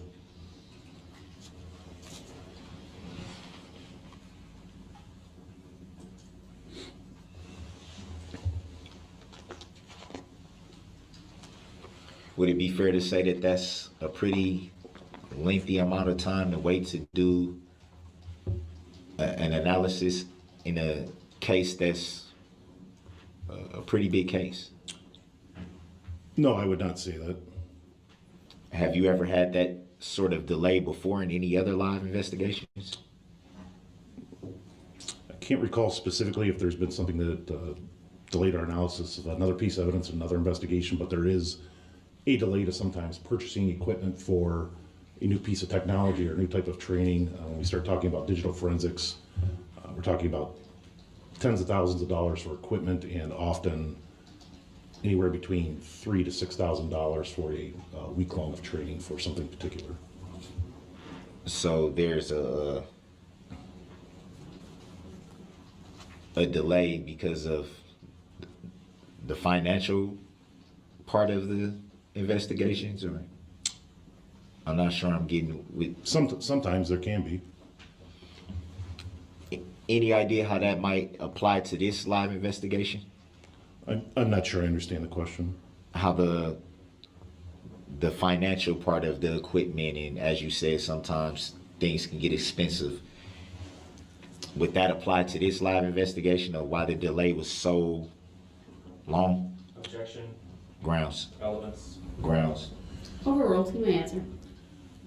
Yes, I believe in January again is when we first started looking at this. We had to obtain the funding, schedule the training, wait for the company to host the training and all of those things before we were ready to proceed with it.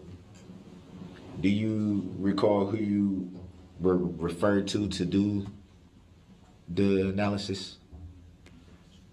As far as As far as basically who tapped you to do it? I'm quite sure you're not the only person that does what you does out of your department. Would that be fair to say? No, that would not be fair. I am currently right now the only one certified in forensic video analysis. So who tapped you to be the video analysis for this particular case? I was the only one at our agency that would be able to perform that at this time. Who contacted your agency? Detective Casey. And who does Detective Casey work for?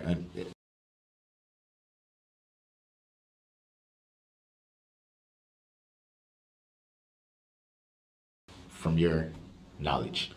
City Waukesha Police Department. To the best of your knowledge, was Detective Casey made aware that it would be a long delay before the analysis can get completed? Yes, we had discussions about it. Was Detective Casey informed that it would be such a lengthy delay? Grounds. Overruled, he may answer. Not initially. Again, this was supposed to be done a lot earlier in the year. However, due to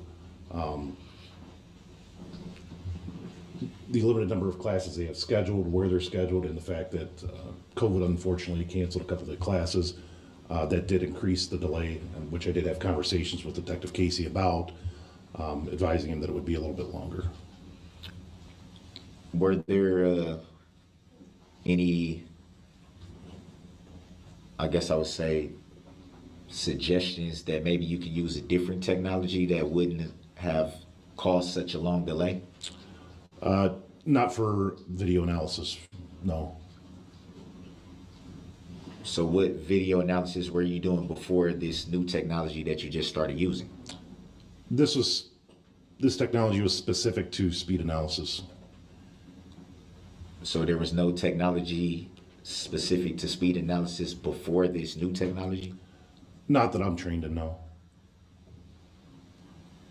So would there have been someone else tapped to do the analysis if it wasn't for this new method? I was concerned with video analysis, and I'm the only one at our agency that can conduct video analysis at this time. As far as other methods outside of digital forensics or forensic video analysis, I wouldn't have any expertise or knowledge to speak on those. I'm a little confused because do you do video and speed analysis or one of the other? Because you just stated, and I think it would be fair to ask, did you just not state that this was pertaining to speed analysis? Yes, I do video analysis for all types of cases, whatever is requested. I am trained to measure speed from strictly video analysis. I am not trained to estimate speed through other means of investigation.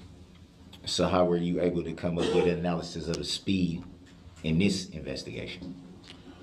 Based on the technique that I described earlier in my testimony of using the 3D scanning software, overlaying the video of the suspect vehicle traveling westbound on Main Street, plotting the points, and then measuring the distance over the time. Was there any other method? Well, let me back up. Was there any other technology that you could have utilized that same method without a delay? Objection asked. Grounds. Sustained.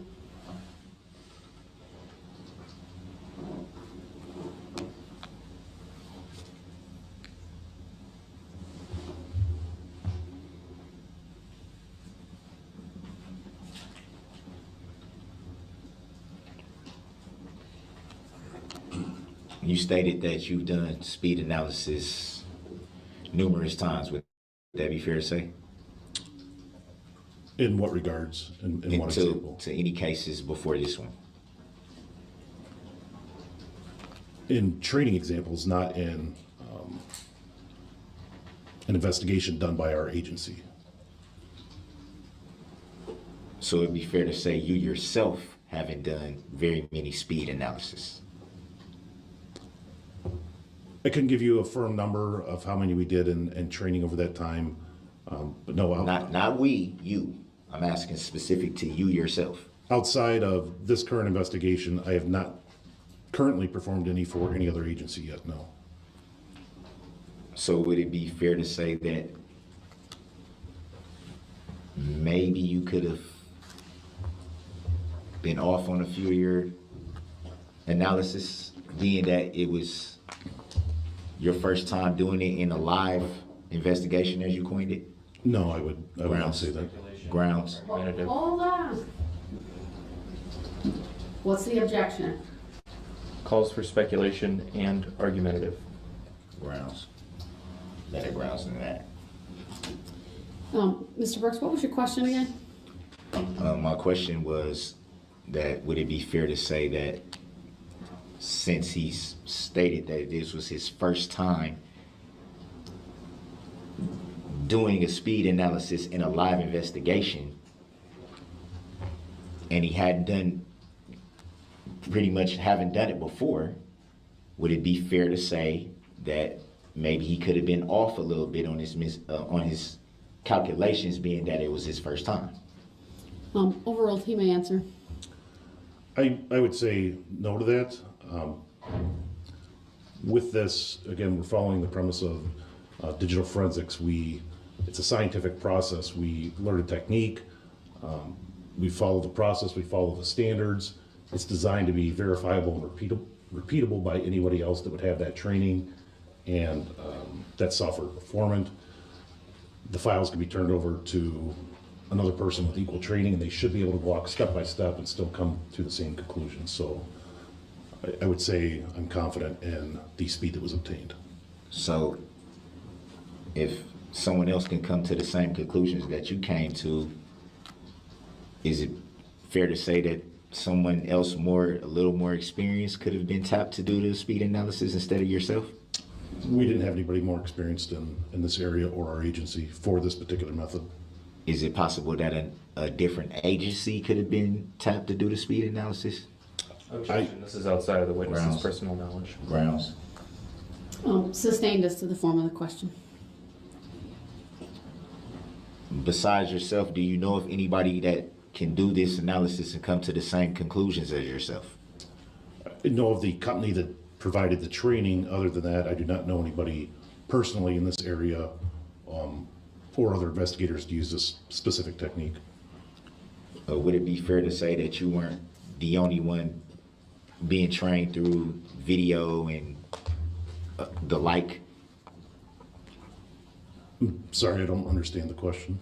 You stated that you had to be trained in this form of doing the analysis.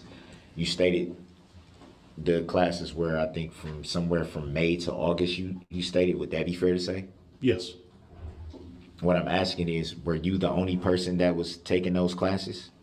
there were people from other countries, other states, wide ranges of specialties, paralegals, accident reconstructionists, forensic investigators, things of that nature. Anybody in Wisconsin that you know of? Not that I know of, no. From any other departments that you know of? Not that I'm aware of. So it would be fair to say that you're not sure. I don't know who has exactly what piece of software in each location, but I have not heard of anybody else in this area having the ability to do the speed analysis through video. So it would be fair to say you're not sure. As to, could you clarify one more time, please? I was pretty direct. Mr. Brooks, As far, he doesn't understand your question. That's why he's asking. did you know of anyone else that was taking the same training to operate the same equipment and technology that you were? Personally, no, if that's what you're asking. So it would be fair to say that you're not sure. I can say with confidence that nobody in the classes that I was enrolled in were from the state of Wisconsin. There were people from other countries, other states. That's really all I would know about that. I don't. And how did you come to that conclusion? They're typically during our classes, we go through an introduction, where we work, where we're from, where we work, who we work for. So it's kind of like, because you did state that they were kind of like video, so I'm assuming that would be online. Would that be fair to say? It was live online training, yes. So it would pretty much be like a classroom from an online setting. Objection asked and answered, and I would, well, relevance. Grounds. It's been asked and answered, so sustain. Next question. About how long did it take when you started to do the analysis? How long did it take from the point that you started into completion? To put everything together, and granted, it wasn't worked on all at the same time because we had to do the camera overlay. We had to go get the readings from the variable frame light board and then start putting all that together. I would say hours wise,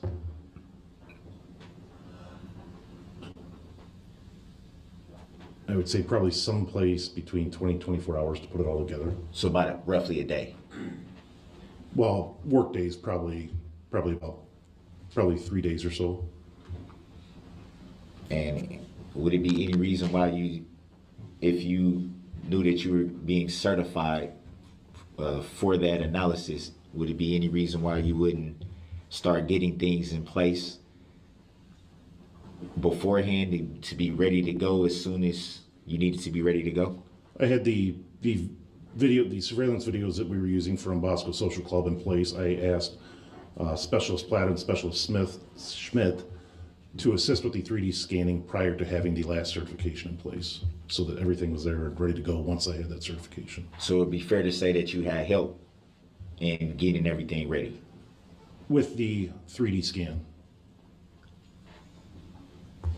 Were you at any time trained in the 3D scanning? I am not currently trained in the operation of the Faro. That's why I requested Specialist Platt and Specialist Schmidt to perform that scan. Do you know if those two specialists, I missed the name, so I don't want to butcher them, so I'm just not going to say them, but it'd be fair to say it was two. Would that Yes. be fair? Were any of those two trained in the same speed analysis training as yourself? No, they are trained in forensic crime scene mapping using the 3D scanner, not digital forensics or video analysis. Would it be fair to say that even though they are not trained in the same area as yourself, that they were an essential key part to putting everything together? The 3D scanning software is an essential function to be able to perform this particular analysis, yes. So it would have been, it's fair to say it would have been a task if you would have had to do it by yourself. I wouldn't be able to perform the analysis without the 3D scanning. Did that in any way cause any delay? No.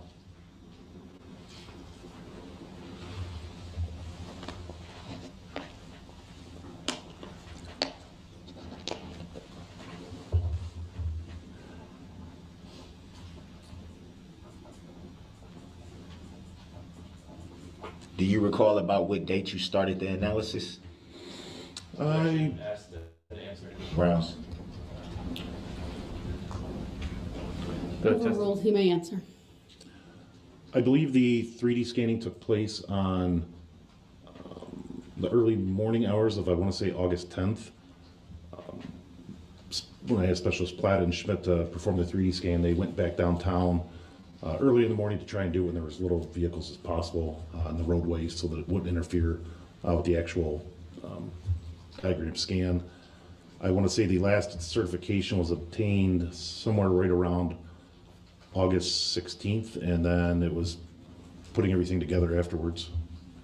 I'm sorry, did you state the last certification was obtained around August 16th? The last training class, yes.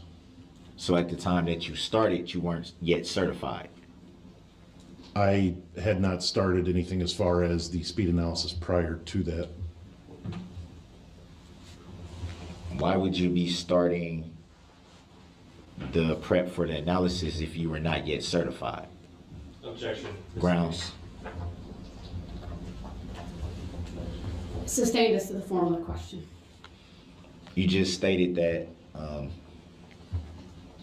the preparations to do the analysis started around August 10th. Is that correct? The preparations by Specialist Plata and Specialist Schmidt as to the crime scene mapping was done on August 10th. So when did you come into the fold to start doing your part of the analysis? My part of the analysis originally began with just simply reviewing the video, learning what video would be best, what frames I would want to use, which I obtained my training from the National Computer Forensic Institute in video analysis in April of 2021, and went back through the same training through Input ACE and was already certified through them. So I was already certified for the video analysis portion of itself. The only thing I was waiting on was the materials necessary for the actual speed calculations. And when did you receive those materials to do that part?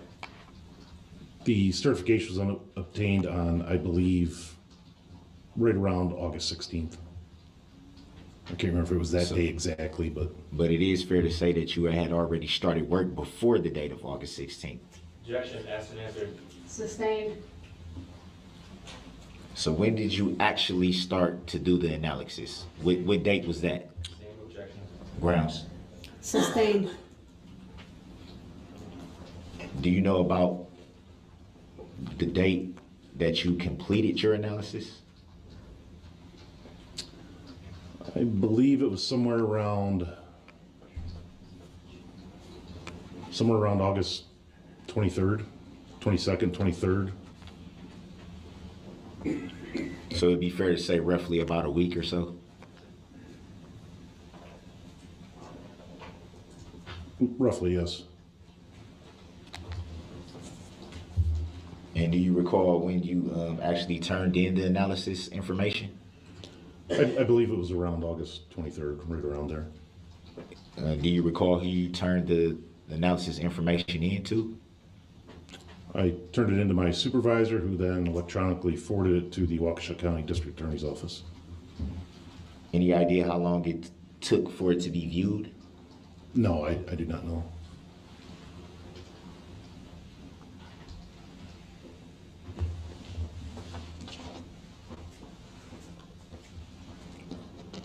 At the point that you started your part of the analysis, did you still need the help of the other two people from your department? No. So once you started, it was just yourself. Yes.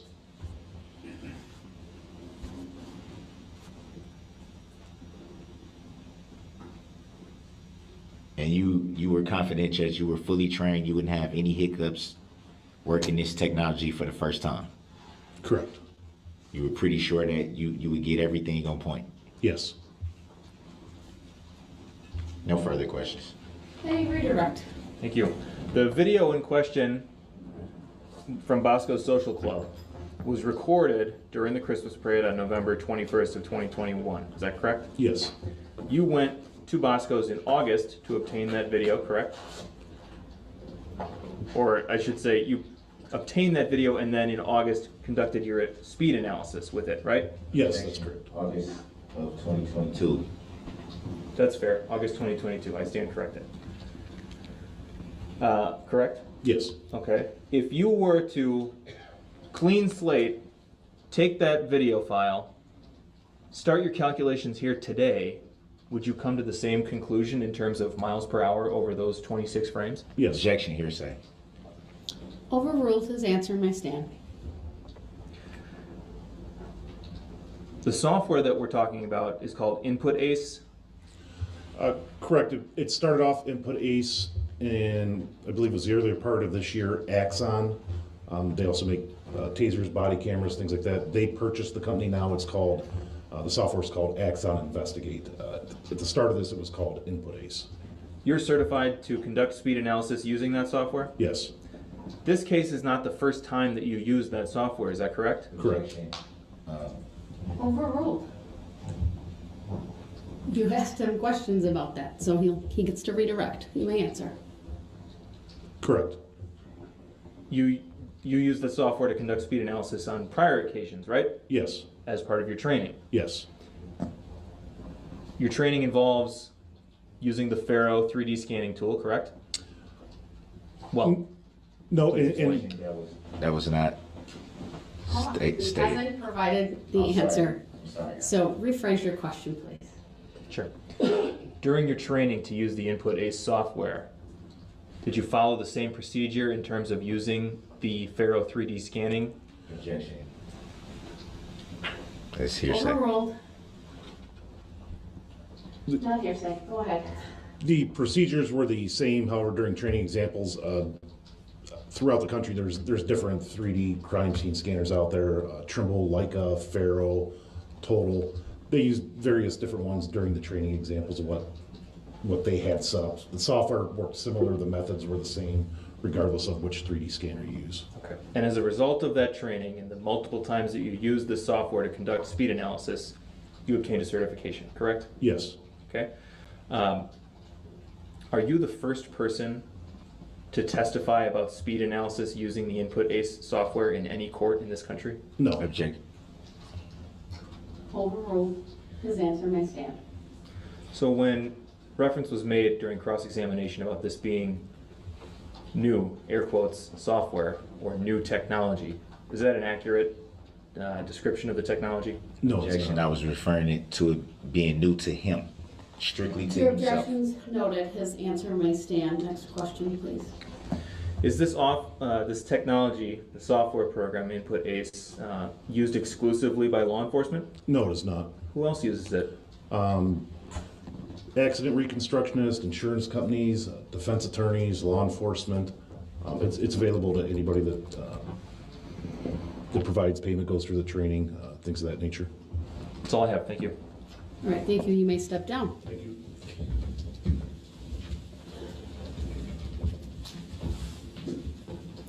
All right, this will be a good opportunity for an afternoon break. I'm going to keep it a little bit shorter, hopefully about 10 minutes for the jury and the parties. All rise.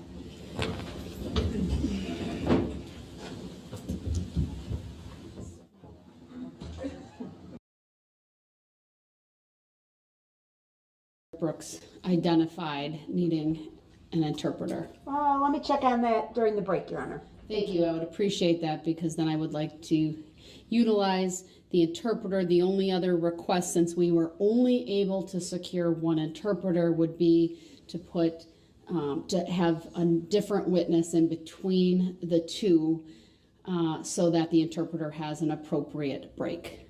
Okay, understood. And then, of course, it will also require us to be mindful of when we take the lunch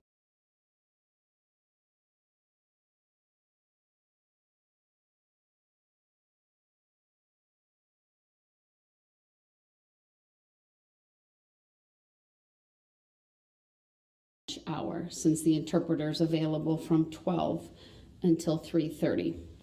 So Okay, 12 to 3:30. we may need to take our lunch maybe at 11:30, and I'm okay if we start a little bit later than the noon, but that should give us enough time. Any questions about that, Mr. Brooks? Again, I'm gonna say I don't consent to that name, but no questions. All right, thank you. All right, we are in recess, 10 minutes. Come back.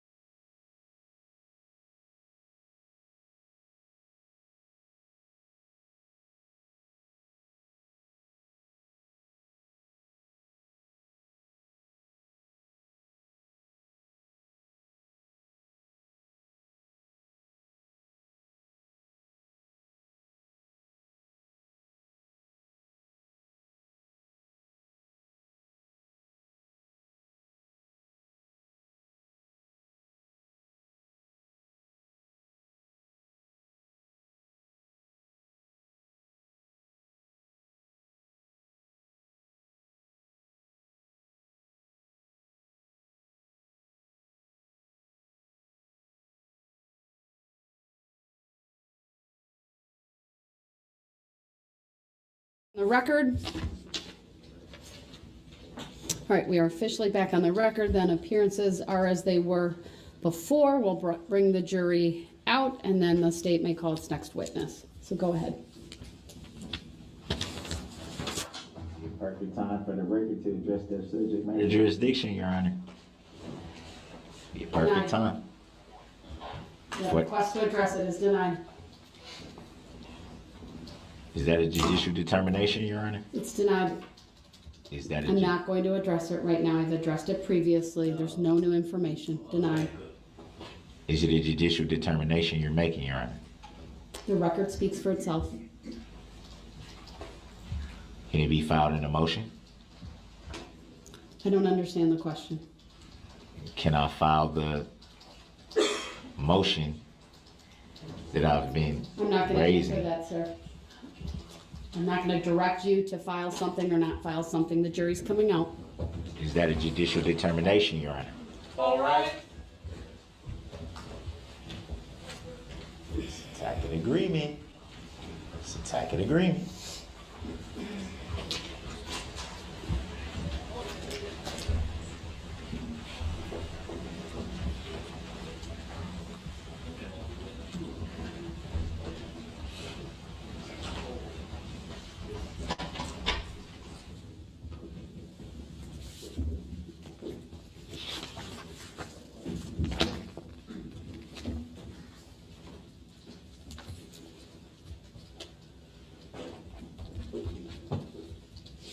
All right, thank you, everyone. Please be seated.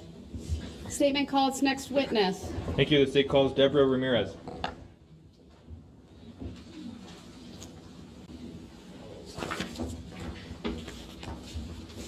Good afternoon, Ms. Ramirez. If you would please make your way to my witness stand, which is to my right up a riser. When you get there, please remain standing.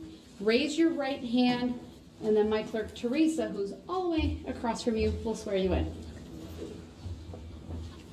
Do you solemnly swear that the testimony you're about to give shall be the truth, the whole truth, and nothing but the truth, so help you God? I do. Thank you. Please be seated. The first thing I will ask you to do is to state your first and last names for the record and then spell each. Deborah Ramirez, Debora, last name Ramirez. Thank you. Go ahead, your witness. Thank you. Ms. Ramirez, where do you live? What city? Waukesha. Okay. Are you familiar with the annual Waukesha Christmas Parade? Yes, we go every year. Okay, so were you there last year, November 21st of 2021? I was. Who were you there with? My boyfriend, our 4 kids, and my dad. Okay. Was one of those kids a 12-year-old? Yes. What is that child's name? Isaac. And what's his last name? Foglia Ramirez. Do you remember where you and your family were seated during the parade?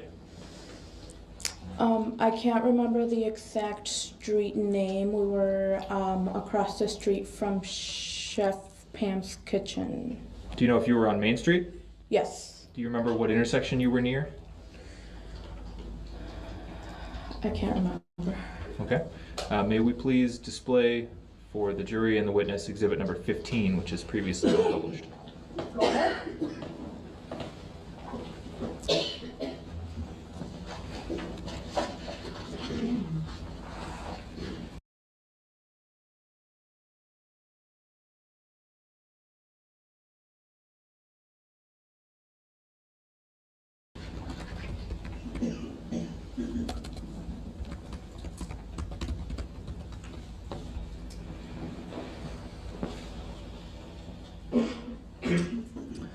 We zoom in a little bit on the 5 points intersection.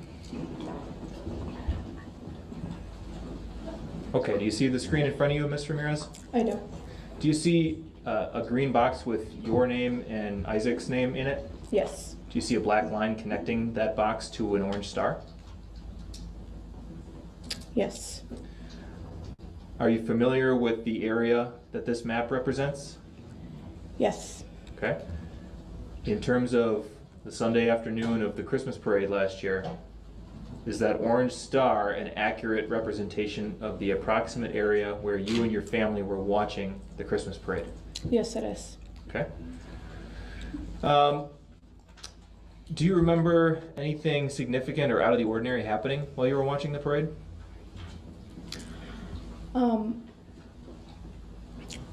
At one point during the parade while we were watching, I remember my boyfriend suddenly screaming, "Whoa, whoa, whoa, whoa!" And then when he screams, I looked to my right, and that's when I saw a red vehicle coming right towards us. You previously said that you were across the street from Chef Pam's, Yes. so you would have been on the south side of the street? Yeah. Okay. Do you remember what the vehicle that was speeding towards you looked like? He's speeding. Sustained as to the form of the question, please rephrase. Okay, my mistake. I thought that that's what you said. And Ms. Ramirez, do you remember what the vehicle looked like as it approached you and your family? It was a red SUV. That's all I remember. What happened as it got closer? I froze as it was coming closer. By the time that I finally tried to move, it was already like right at us, and I was hit on my left foot, left leg. What area of your left foot and left leg? Objection. Overruled. It was on top of my left foot. The tire went over my foot. Where were you in position? Where were you positioned in relation to Isaac? I was standing to the right of Isaac. Okay. Did you notice whether or not Isaac was hit?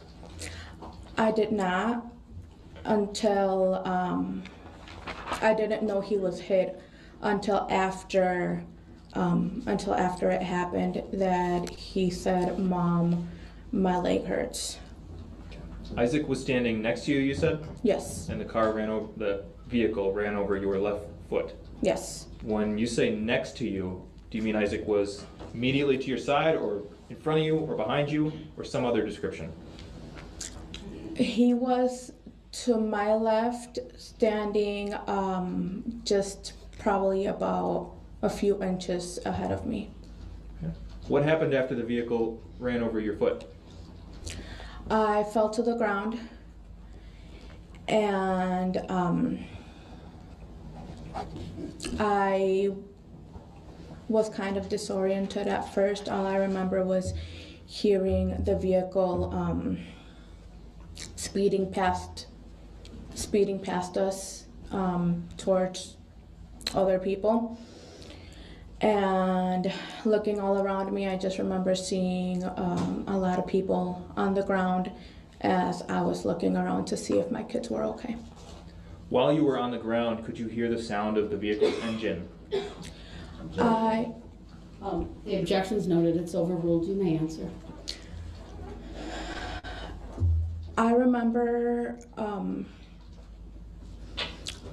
remember hearing the vehicle as it was. I don't remember hearing the vehicle hitting the brakes. I remember listening, like hearing, like accelerate instead of stopping. Did you seek medical treatment after the parade? I sought medical treatment the next day. Where did you go? I went to urgent care in Pewaukee. What injuries did you sustain as a result of the vehicle striking your foot?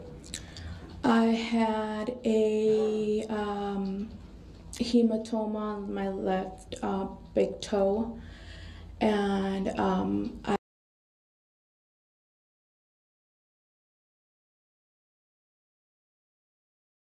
I had my ankle was sprained. I went to see an orthopedic doctor who said that there was tissue damage. Did you bring your son Isaac to seek medical treatment at any point after the parade? I did, also the next day with me. Same location? Yes. What injuries did Isaac sustain as a result of this incident? Sprain on his left leg. I would like to project for the witness only. Actually, 36 was that it? Actually, for the jury as well, Exhibit 36, which has previously been published. Go ahead. And can we play this without any sound at about 30%, please, from the beginning? Go ahead.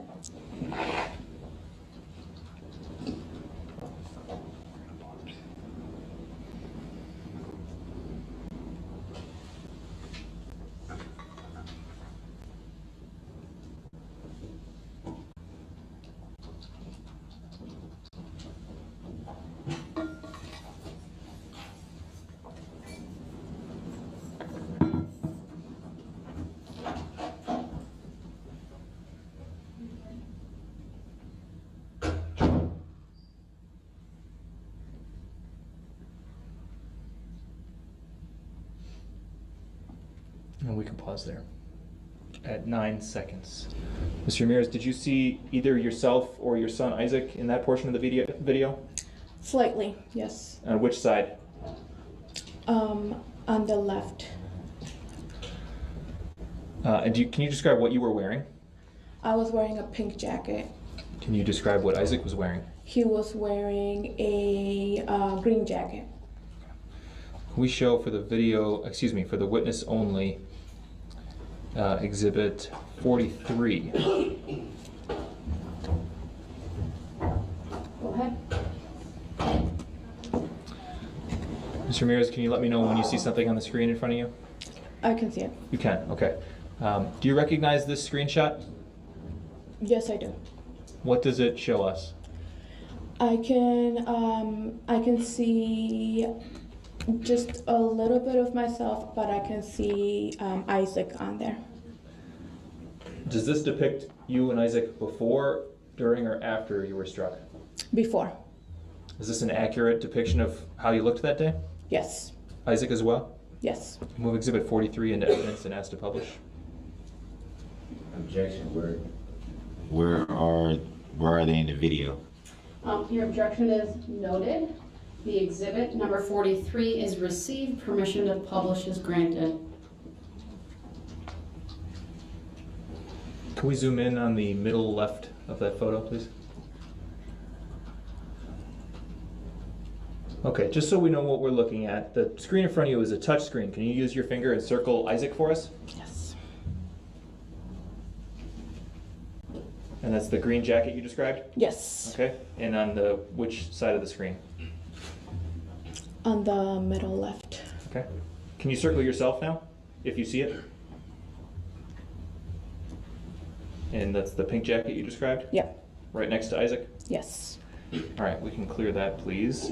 Can we show the witness only, please? Exhibit number 45. Go ahead. Do you see the picture? I do. Okay. And what does this depict? It looks like a picture of after getting struck by the vehicle. Do you see either yourself or Isaac in this photo? I see both. And is this an accurate picture of how you looked after the vehicle struck you? Yes. Move Exhibit 45 into evidence and ask to publish. Objection. Can't really see it. Your objection is noted. It's overruled. Exhibit 45 is received. Permission to publish is granted. Can we please zoom in on the middle left? Can you use that touch screen again, Mr. Ramirez, and circle where you are? And now can you please circle Isaac?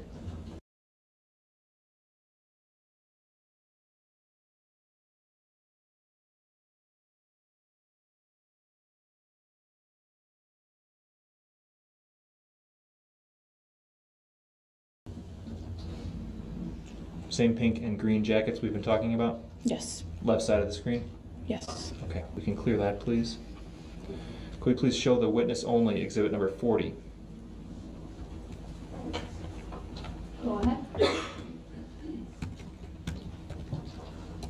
You see the photograph in front of you? Yes, Are you in that photograph? I am. What does this show? That shows me getting up afterwards, after the incident. Is this an accurate screenshot of how you looked after the SUV came through? Yes. Move exhibit 40 into evidence and ask to publish.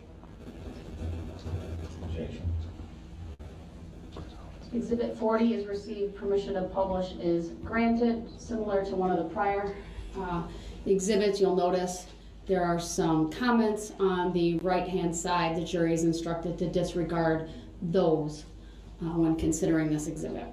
Thank you. Could we zoom in on the middle of this, please?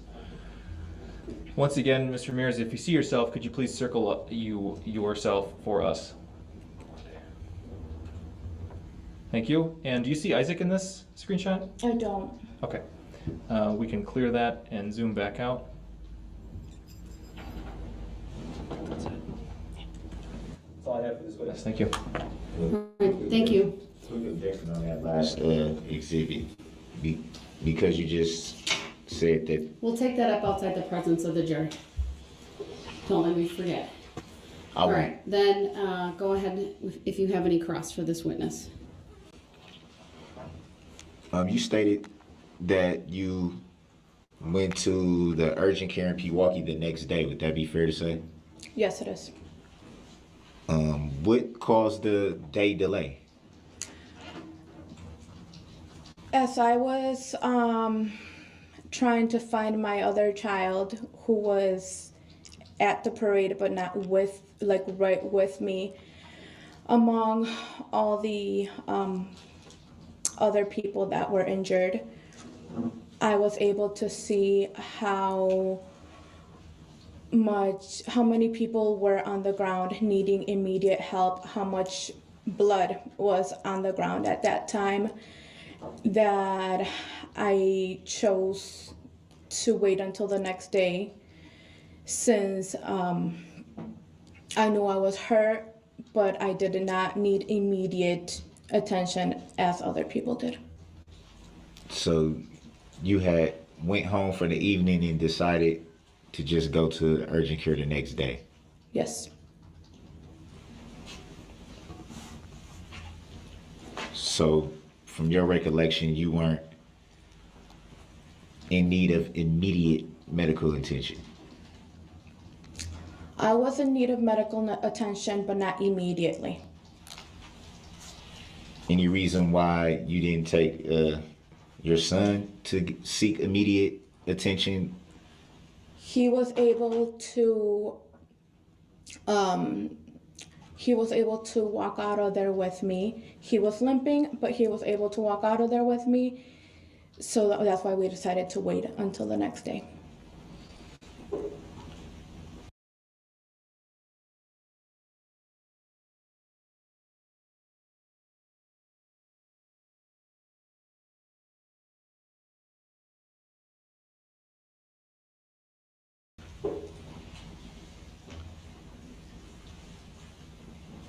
Do you recall giving an interview with a detective agent? I remember giving an interview. I don't recall his name. Do you recall the date that you gave the interview? I can't remember. Was it a few days after the incident, a week, or? It was a few days after. I cannot remember the exact date. Any idea why it took a few days to make a report? We were in touch right away. It just took a few days for us to set up the interview. Did you seek to make a report the evening of the incident? No. Any reason why? I was in shock.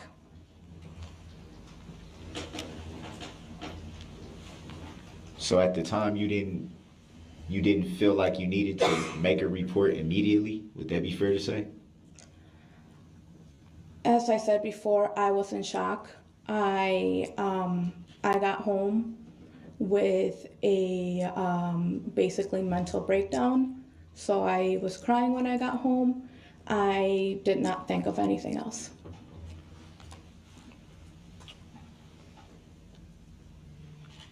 You stated your boyfriend was with you that evening. Would that be fair to say? Yes, Do you know if he was injured in any way?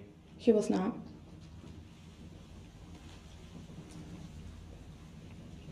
You stated that you heard him saying, "Whoa, whoa, whoa." Do you know where he went from that moment? He proceeded to move backwards to not get hurt.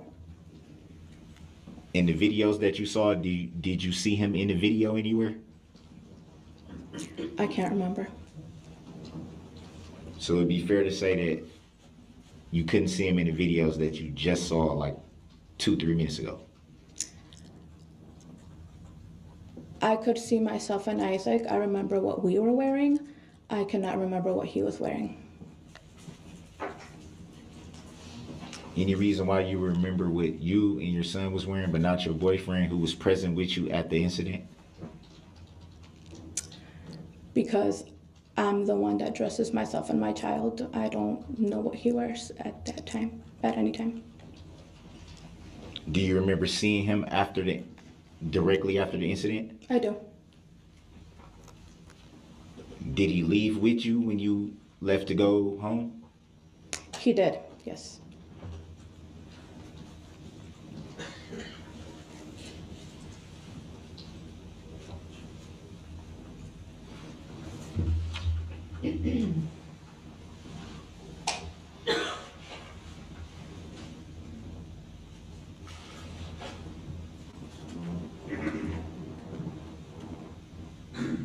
And you were also there with other children Yes. of yours, correct? Yes. Were any of those children hurt in the incident?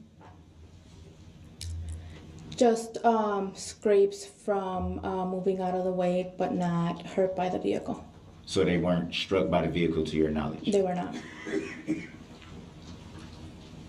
Do you recall where they were when the vehicle passed you?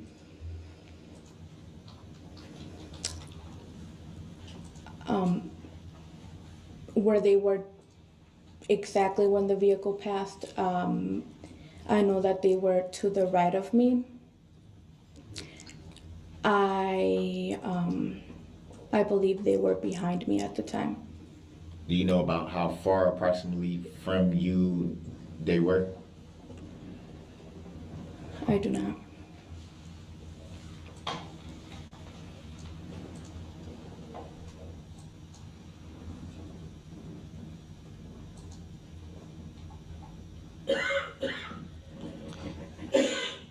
Do you remember if you were next to an intersection or a cross street?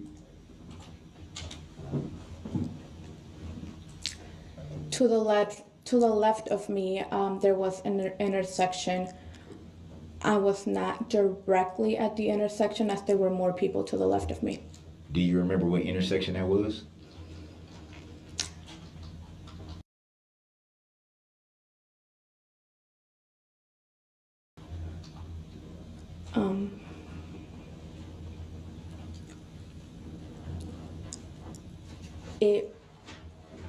As I have stated before, I can't remember exactly which intersection it was. I just remember being across the street from Chef Pam's kitchen. Do we have Exhibit 15, I believe it is? Sure. We do. Can you pull that up for me? Permission granted. Can you zoom in a little bit? Will you close up on the big screen, okay? Oh, okay. I'm sorry. It comes up on our screens prior to anyone else, so. There you go. Is it zoomed in enough? Yeah. Can you see the screen right now in front of you? Yes. Can you make out your names on that screen? Yes, Can you see the black line pointing to a star? I can.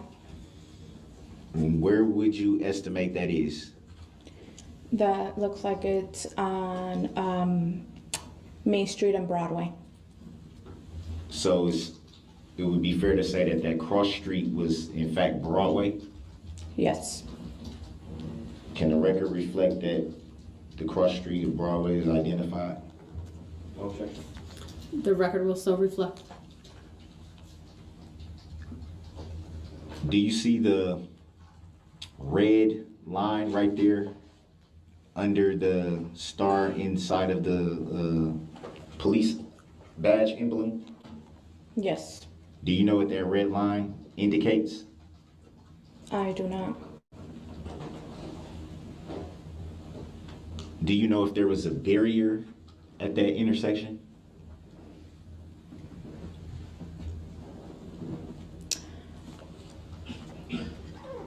I remember seeing barriers. I cannot recall if there was one at that intersection. Do you recall where you saw the barriers at? I don't recall. Did you see the barriers anywhere in your vicinity, your immediate vicinity where you were stationed at? Like I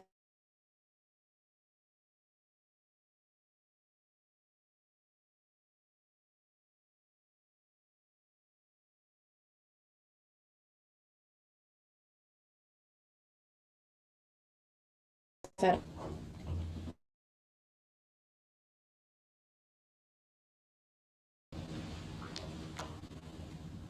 Do you recall when you first, oh, you can pull this down, I'm sorry. Take that off the screen. Do you recall what you were, oh, let me back up. Do you recall seeing the vehicle approach? I do. Did the vehicle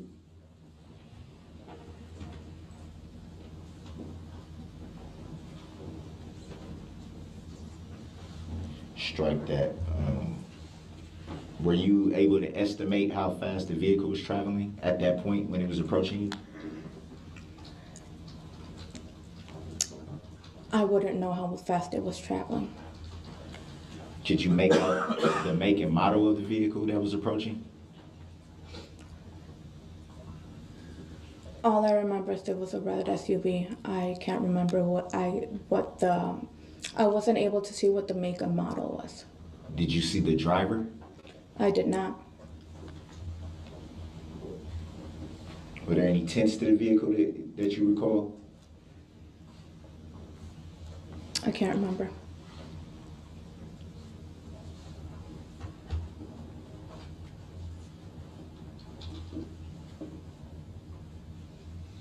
Did you catch the license plate number? I did not.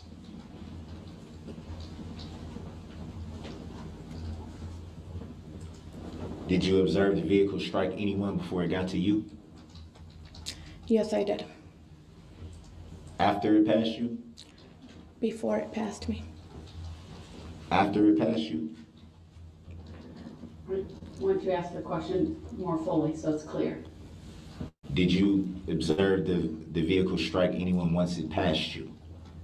I did not.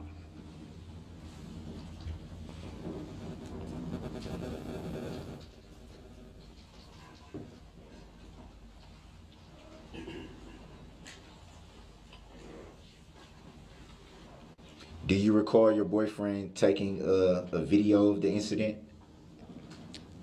Yes, I do. Have you seen that video?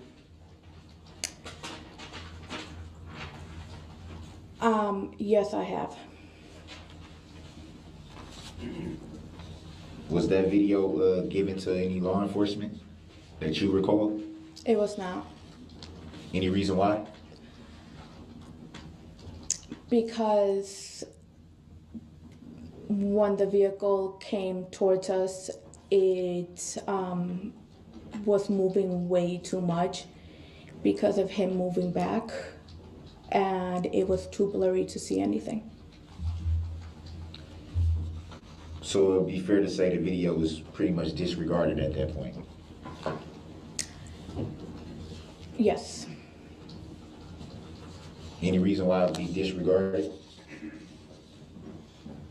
You could hear the screaming, but as I said, you could not see anything. So it was it's fair to say it was disregarded because the video, in fact, could not, you couldn't see anything from the video? Yes.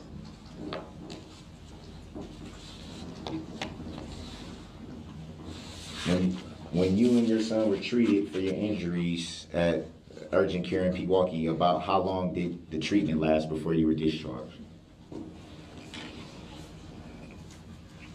We were there for at least an hour. And why so briefly? Objection. Grounds. Argumentative. Sustained. Were you given any pain medication during your treatment? Objection, relevance. Grounds. Overruled. She may answer. I was not. Do you know if your son was given any pain medication at that time? No, he was not.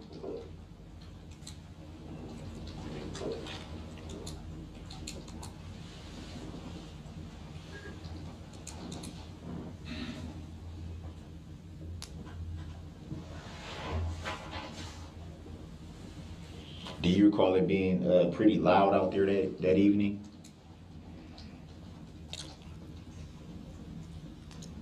Yes, I do.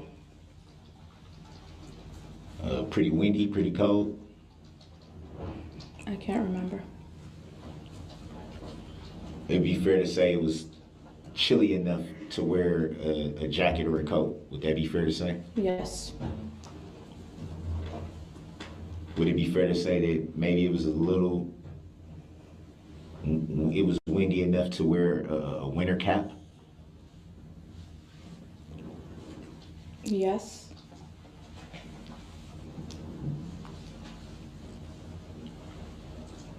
Do you recall if you were wearing a winter cap? I do. And do you recall if you had it pulled low, possibly over your ears? No. You don't recall? I'm sorry, I didn't know what the no was to, that's why. I was wearing a headband. I was not wearing a cap. It'd be fair to just say that you just said you was wearing a cap. No. You asked if I recalled if I was wearing one. I said yes, I recall. That you were wearing a cap. I recall if I was, and it was a winter headband. I might have been confused. I apologize. Ask the next question, please. I don't consent to that now, Your Honor, for the record.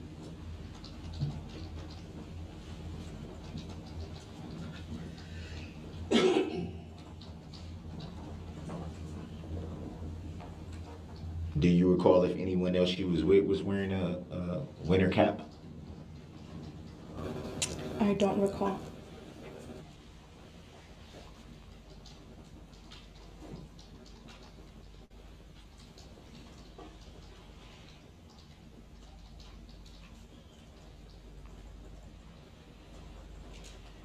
After your initial treatment at Urgent Care in Pewaukee, did you receive any more treatment after that?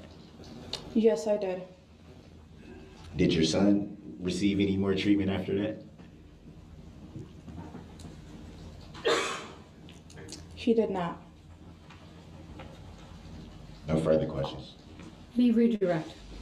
On cross-examination, you testified that you saw other people get struck before the SUV got to you and your family, right? Yes. What group in the parade was in front of you at the moment that the SUV got to your family? Extreme dance. Did you see those girls get hit? I did. Did you see the aftermath after the SUV went through that area? Yes, I did. Based on what you saw with those girls getting hit, if you and Isaac had been standing 18 inches to the north, do you think you would have delayed until the next day to seek medical treatment? Objection, that's subjective. Sustained. I don't have anything else for this witness. Thank you. All right, thank you. You may step down.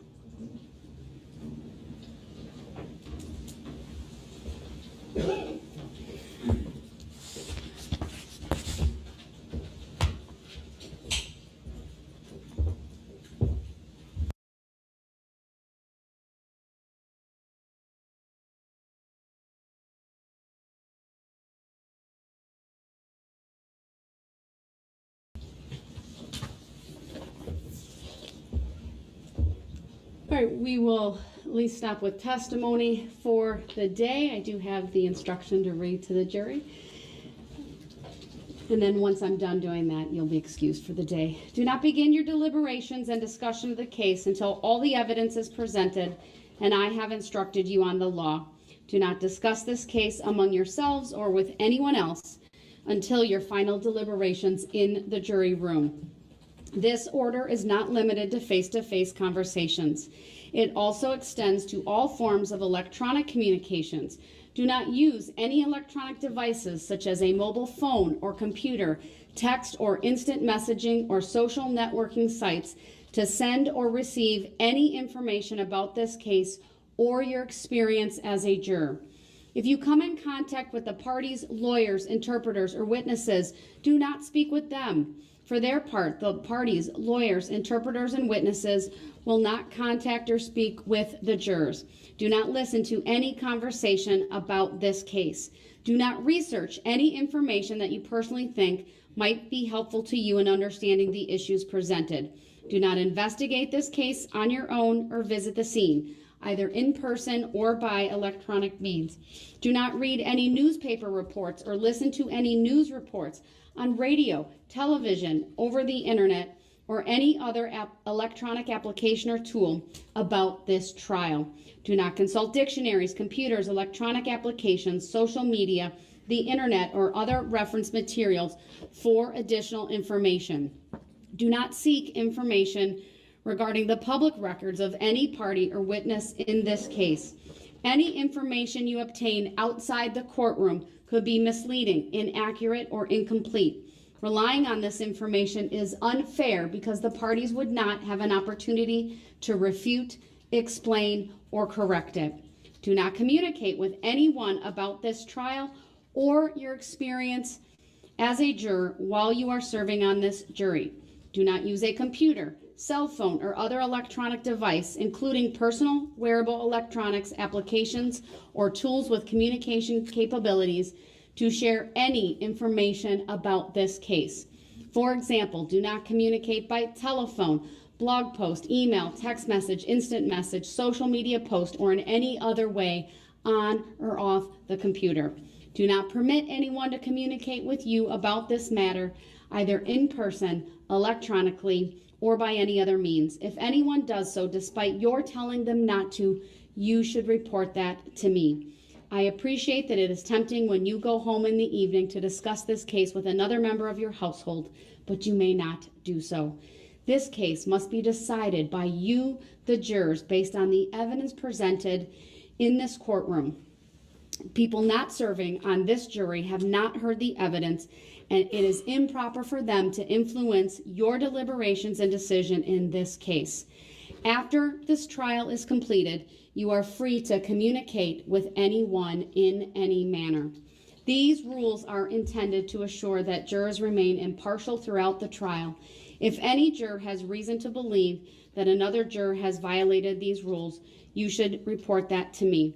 If jurors do not comply with these rules, it could result in a new trial involving additional time and significant expense to the parties and the taxpayers. You are to decide the case solely on the evidence offered and received at trial. With that, you are excused for the day. We'll see you tomorrow morning. All rise for the jury, please.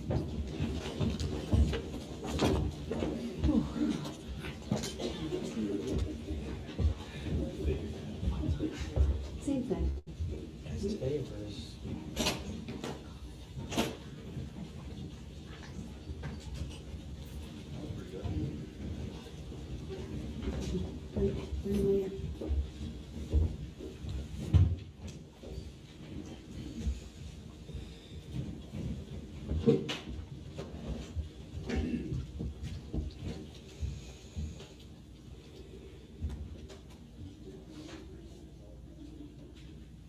All right, thank you. Please be seated. All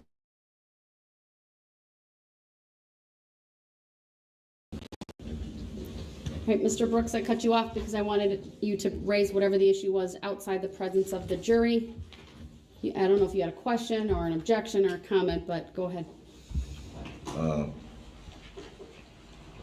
I forgot what you, I forgot what part you cut me off on. Well, it had to do with the one of the exhibits, and it's the second time it's happened where I've told the jury to disregard comments that are visible on the exhibit. Yeah, is it a way that I mean, because that was the one that was the steel frame, right? Correct. We've seen it before on the video. Can they cut that part out so that way just make it easier? So at this point, the exhibits have been received. I've told them to disregard it. What may happen is ultimately when they're deliberating, they may ask to see exhibits. And if that happens, then I'll have to make a determination about whether those exhibits are given to the jurors. There might be copies that are there, or shown if that's the type of exhibit we're talking about, and then we'll go from there. So it's a little bit premature, but I hope that answers your question. I do believe you were more than clear when you told them to disregard it. So that part was definitely clear. And the worry would be if they were shown that in deliberations. We'll cross that bridge if and when it becomes an issue. Yeah, I just don't want it to. I understand. Just for the record, we're talking about Exhibit 40. That's the exhibit that Mr. Brooks, the defendant objected to, and then we put on a pause until the jury was out of the room. It was Exhibit 40, where I instructed the jury to disregard the comments on the right. I have a note, I'll have to look back through my notes on this happened another time, and it may have been maybe the same. I think it's the video that this screenshot came from. Exactly. All right. Then, does the state have any information for me about the witness and whether you'll need the interpreter for tomorrow? No, we do not believe we will need the interpreter for any of the state's witnesses, Your Honor. We did secure Juan Marquez to be here at noon, so that as soon as we start from the afternoon break, we could take his testimony out of order. All right. Mr. Brooks, do you understand that? No.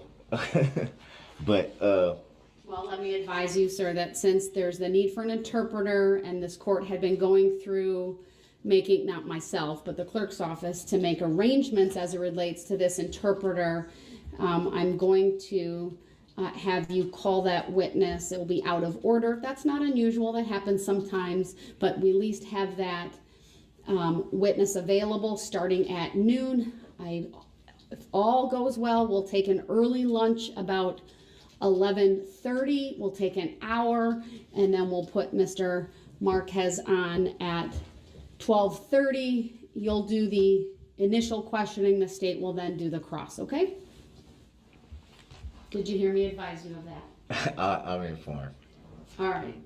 And then the other thing I just want to put on the record today is that, again, Mr. Brooks does not have the headphones on.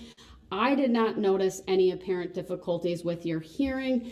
I wanted to also make a record that, especially as it relates to the cross-examination of Detective Carpenter, which I would describe as a technical expert witness, there was some very articulate, clear, cogent, and salient questions were asked by Mr. Brooks, especially regarding when the technology was obtained.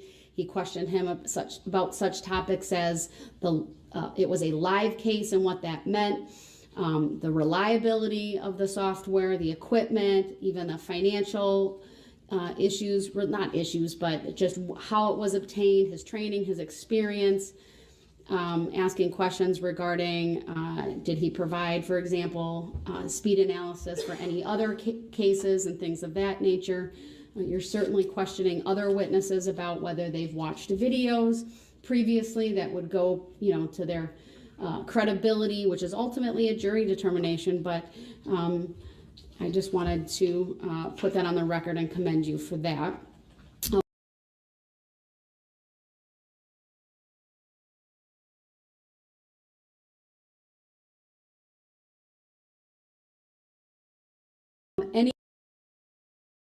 Any other issues from either party today? From you, sir? We still got the issue about the 13th subpoena. So my understanding is you filled it out, or do you need to fill it out? It's been filled out. I Has it been? just wanted to know. I didn't know when it was going to be addressed. So And my understanding, and let me confer with the state, did the subpoena get turned over to the state? The I don't- 13th subpoena. I don't believe it has, no. It's the witness is the one who the state previously advised us was lived out of state. That's the person we're talking about, correct? and that's the issue. So the state's not obligated, I'm just gonna cut to the chase. The state's not obligated to make any kind of travel arrangements or otherwise serve the subpoena on someone who's out of state. There's procedures in the statutes. I'm not gonna lay those out for you.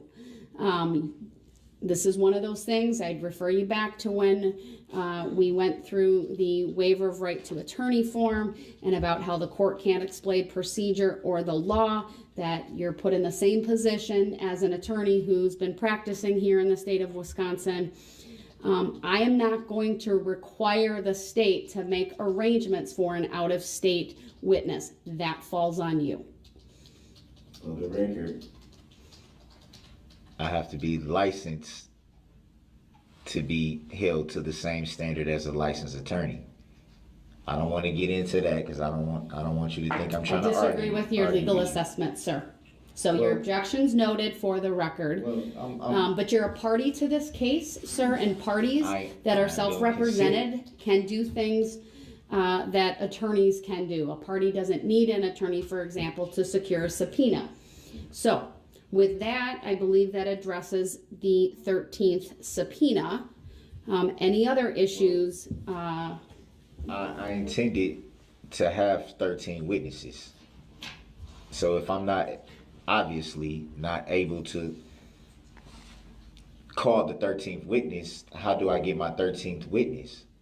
I can't answer that, sir. Would I still be able to have a 13th witness? You have to name the person. The due date was on Monday. So who would be your 13th witness then, sir? I would have to look on my original witness list to get the 13th witness. I know that was my target, was 13. Well, I'll tell you what, I'll let you look through that tonight and you can advise us in the morning, and if the state wants to object, they can advise me then. But you're gonna have to fill out another subpoena then. That's fair. And That's fair. I can't promise that they'll be able to do that, but we'll see what they have to say tomorrow morning. Yeah, I do want to state also for the record why I'm able to hear you very well is because I'm actually in the courtroom with you, which I have been the last few days, which is a breath of fresh air. I would agree with that assessment, sir. That's why I'm able to hear much more clearly. All right, thank you for making that record. I appreciate it. Any other issues from the state? Nothing, Judge, thank you. All right, we'll see everyone then tomorrow morning at 8:30. We are in recess for the day.